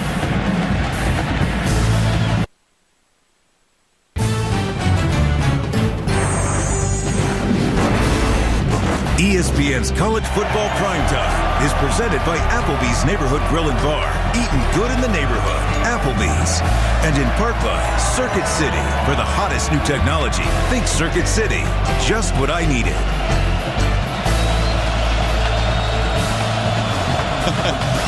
Fun night in Blacksburg so far. We'll see if the Hokies can finish the deal up 17 as Clemson takes over on their own 11-yard line. There's a first down throw for Proctor, and that's delivered low, incomplete to Chancey Stuckey in traffic. He has not really been a factor tonight in his return. This would be a really, really crippling loss for Clemson. Already Boston College had the head-to-head tiebreak edge, so BC would have to lose a couple of games. Did you think that BC at Wake, BC, Maryland would end up being huge games in the ACC? I told you that preseason. Right. Really? That's what lies ahead for the Eagles. You're right about that. And Tech, you see, right back in it in the Coastal if Miami can knock off Georgia Tech on Saturday. Well, that's almost a give-up. Spiller able to break tackles. Can he turn the corner? He just kind of pulls up again in that far sideline and walks out of bounds. Tom O'Brien, the big winner tonight. He and his team, their legs kicked up watching this game. They are the big winner tonight. And they've got some games coming up November 4th in this conference. How about Maryland if they're able to rally and upset Florida State this weekend? We'll have to see how Clemson can respond. Maryland under Ralph Friedgen, not the same team we saw that got destroyed by West Virginia earlier this year. And they've got Florida State reeling at home. You calling for the Maryland win over the Noles this Saturday? I'll say nothing. Incomplete. Flying up there to bat it away was Brandon Flowers. There's a flag before the play. So play may be nullified. It's a false start on the Tigers. One of those nights for Will Proctor. He's a senior, but it is his first year as a starter. It's been a nightmare. Illegal formation. Only 6 men on the line of scrimmage. On the offense. Penalties decline. 4th down. More I'm watching this Clemson team, and I thought they'd be able to shake it, is this team clearly on the road, affected by this crowd, affected by Virginia Tech's performance, but their body language, they have that deer in the headlight looks. This team was not able to shake the celebration last Saturday against Georgia Tech. Not able to get that through their system before this game. Absolutely unbelievable that Clemson has had 9 3-and-outs in this game. Royal with the fair catch. Tommy Bowden is not going to want to play on Thursday night anymore. Oh, sure, it's Thursday night. No, he's not going to want to play on Thursday. I'm telling you, he's 2-7 now, and this short week, back-to-back conference games, huge games for him. It's a tough one. It was a tough ask for his team, being the road team, coming off that emotional win, and they just could not respond. And it is a new thing for these guys playing as a top 10 team. You might not think it means much, but players are very aware of rankings, very aware of whether or not they're the favorite, and they're expected to win, and Clemson certainly didn't respond. And last week they came out and they laid a beat down on Georgia Tech, which didn't know what it walked into with the all-purple uniforms. A huge celebration there with Spiller and Davis. The defense playing great. Things were going well. And a total reversal tonight. Look at these moves by Spiller. Instead, it's the other number 28, Brandon Orr, making all the moves and gaining all the yards tonight he's back in the ball game shooting for 200. Well, we've got to get him another 10 yards here. Yeah, 9 more now. Picked up a yard there on his 35th carry. He's closing in on Cyrus Lawrence has the school record with 42 carries. The thing that doesn't show up there, and it's been impressive, there's C.J. Spiller, true freshman. Different feel for him a week later. But the thing that doesn't show up for Brandon Orr is how many yards he has after contact. He's run through a lot of tackles tonight. Combination of tough running and poor tackling by that Clemson defense. Flag comes flying again on the far side of the field. Antonio Clay on the stop.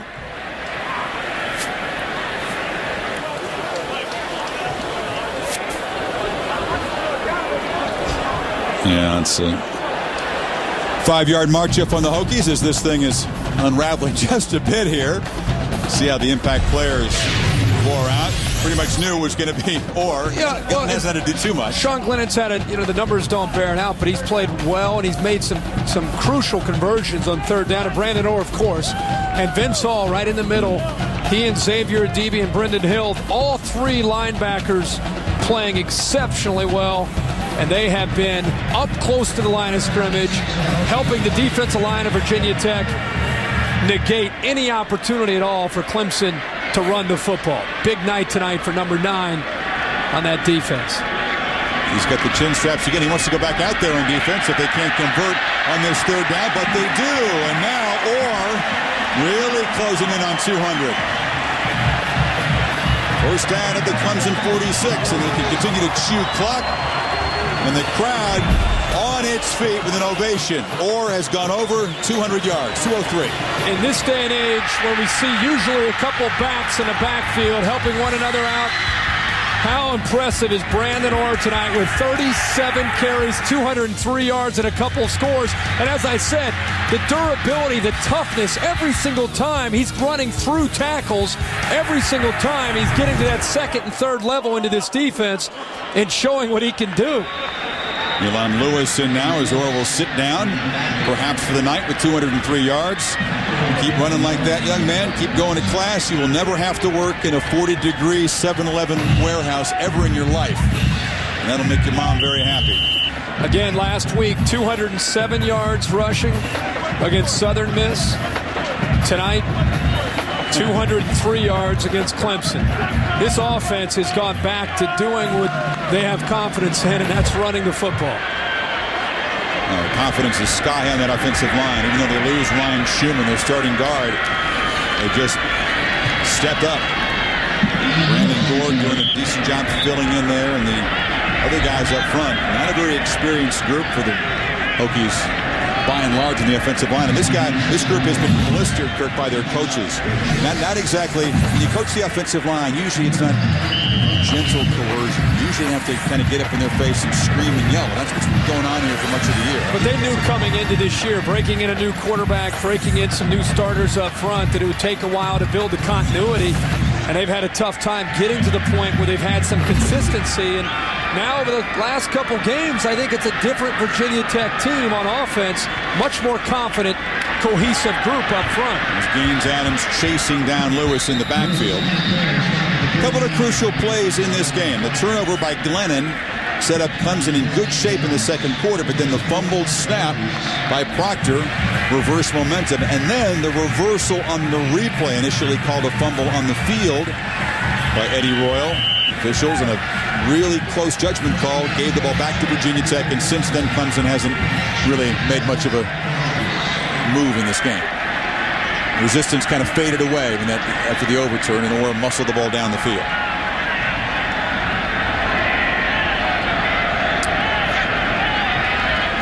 Schmidt gets it away. Spiller on the hop at the 8. And he hasn't been the same guy either tonight, Kirk. I don't know whether it was that problem with the groin of the hip early in this game, but he hasn't shown much explosion. He's been looking for the sidelines very quickly every time he's touched the football.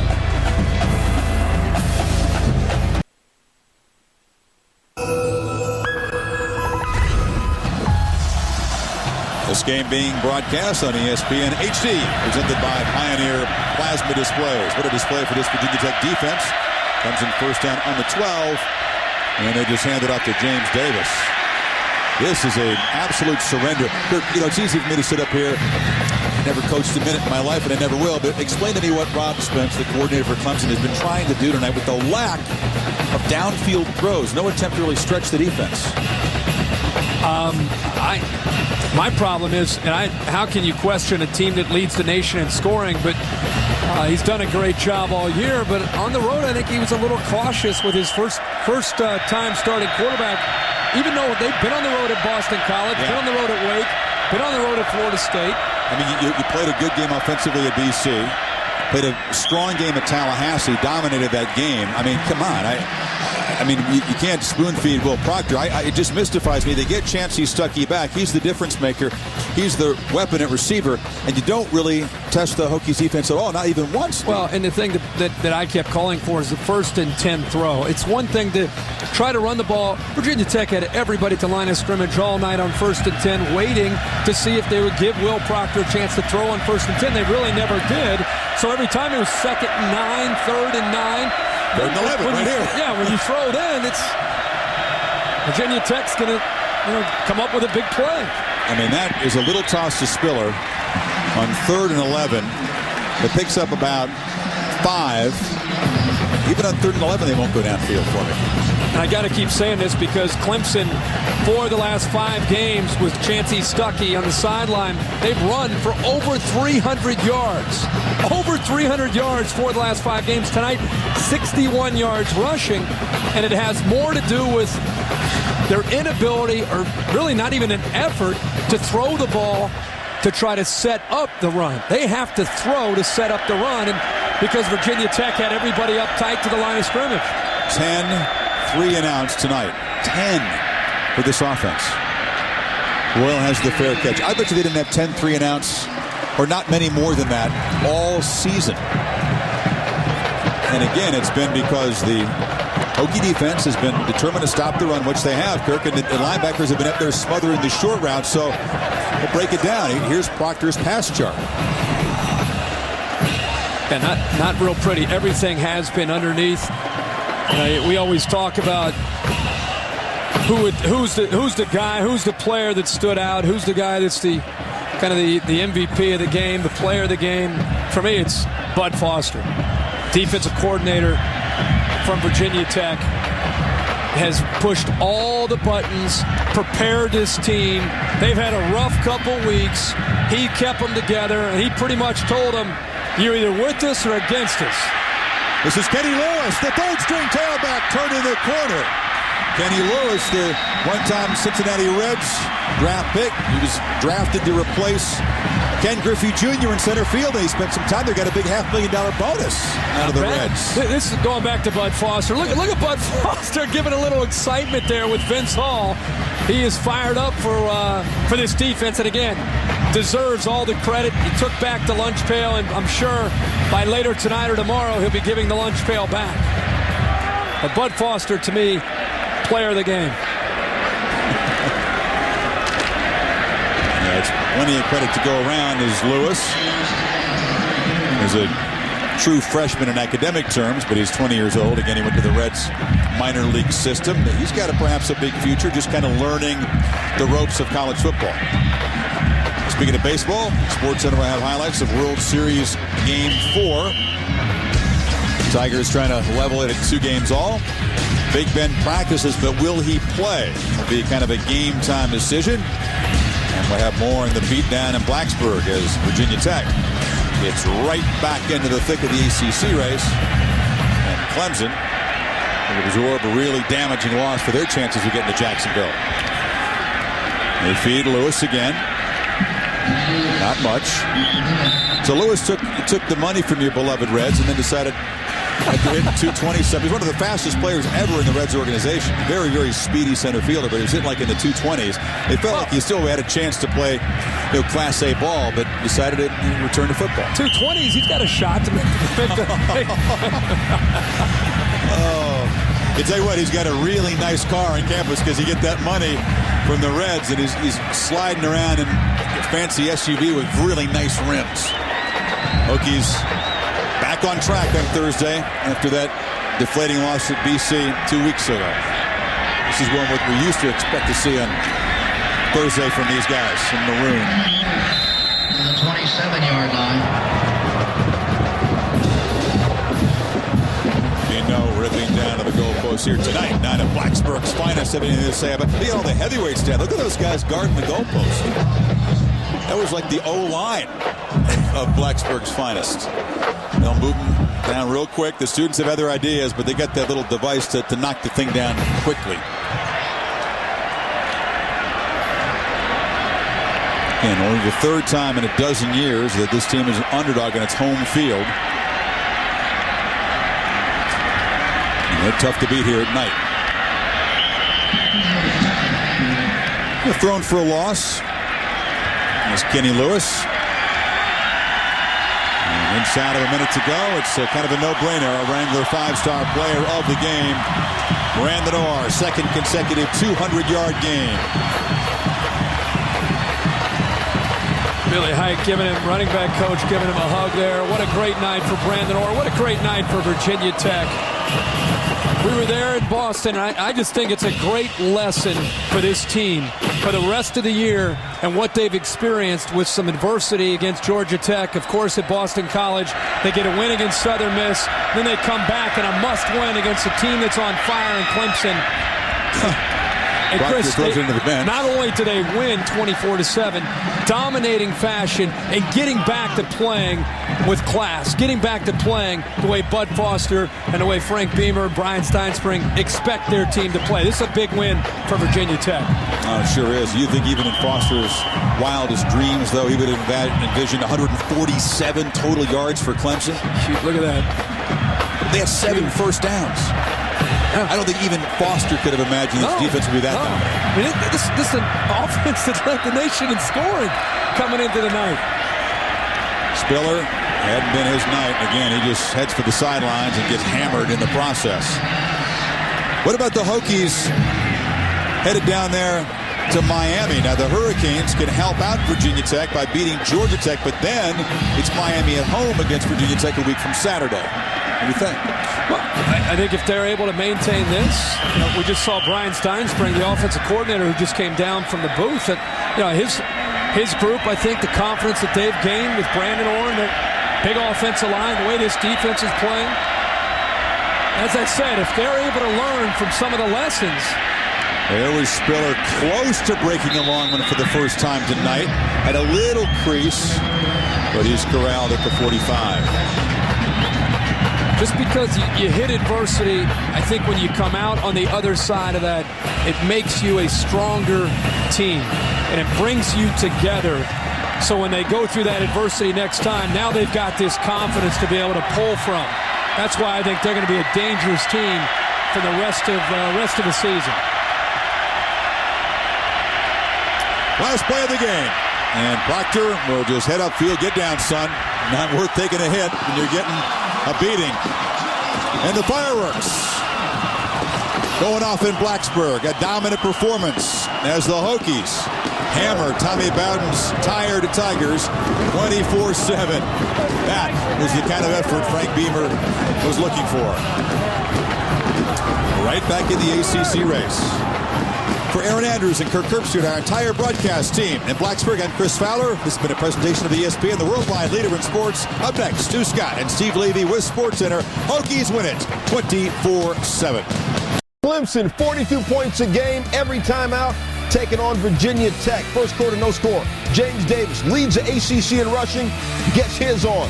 Clemson up 7-zip, but Davis only 30 yards the entire game. Next drive for Virginia Tech. You saw Davis, who leads the league in rushing. Brandon Orr is second. Brandon Orr went off. Goes down the right sideline to the 1-yard line. Hokies would score a touchdown later on. Third quarter, Vitek up 10-7. Remember, Virginia Tech ranked early this season. They've fallen out. Clemson's got the number 10 ranking. Will Proctor throws it right to Xavier Adibi.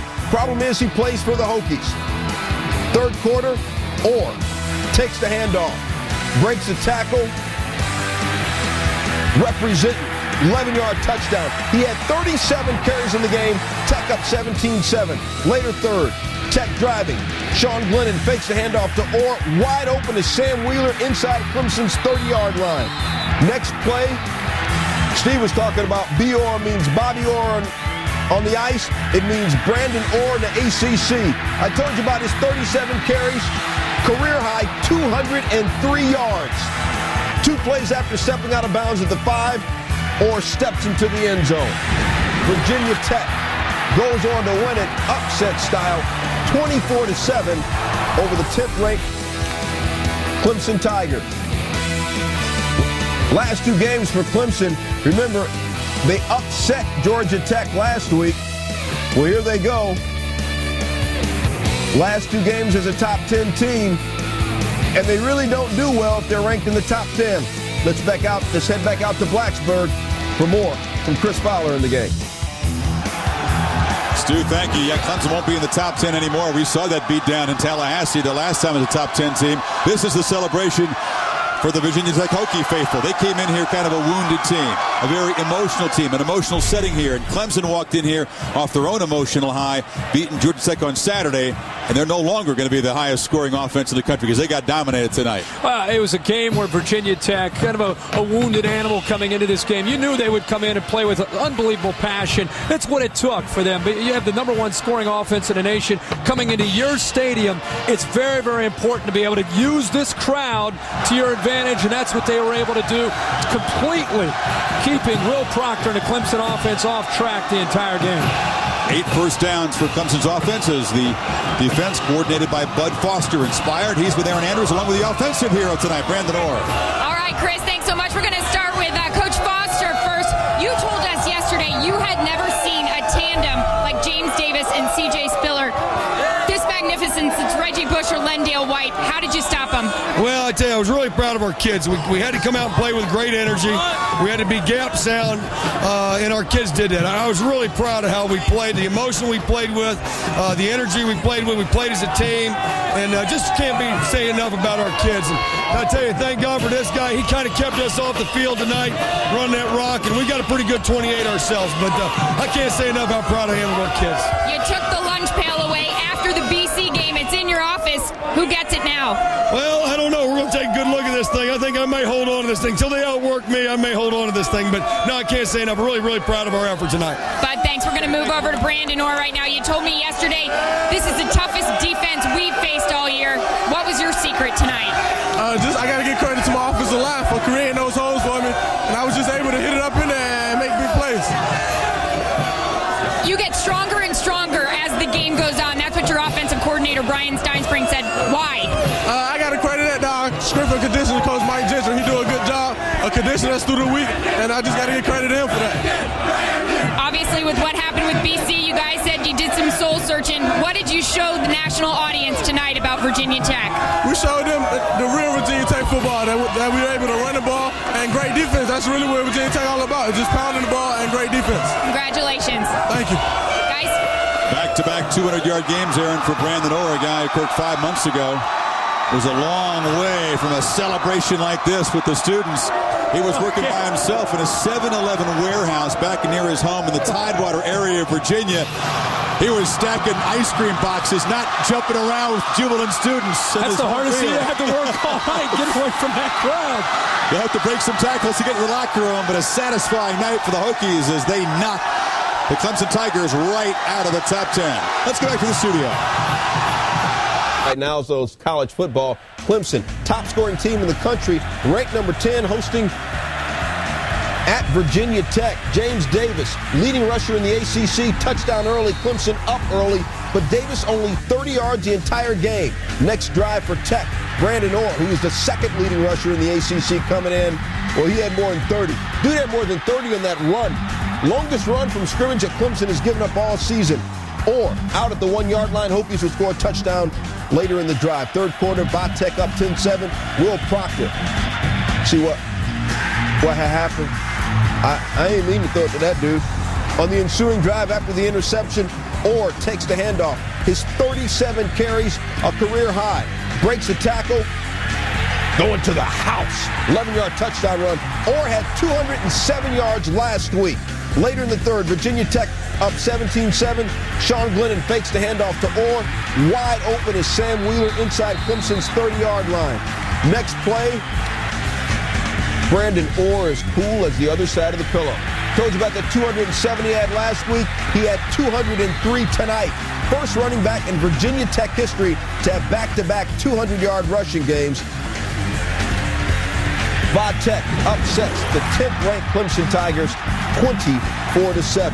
Now, Clemson cracked the top 10 after their big win on Saturday in front of the game day posse, but maybe they shouldn't have. Been something of a curse for Clemson. They've now lost their last 3 games when they were ranked in the top 10. Remember back in 2000, they were ranked in the top 10. They played Florida State. Florida State housed them by 47 points.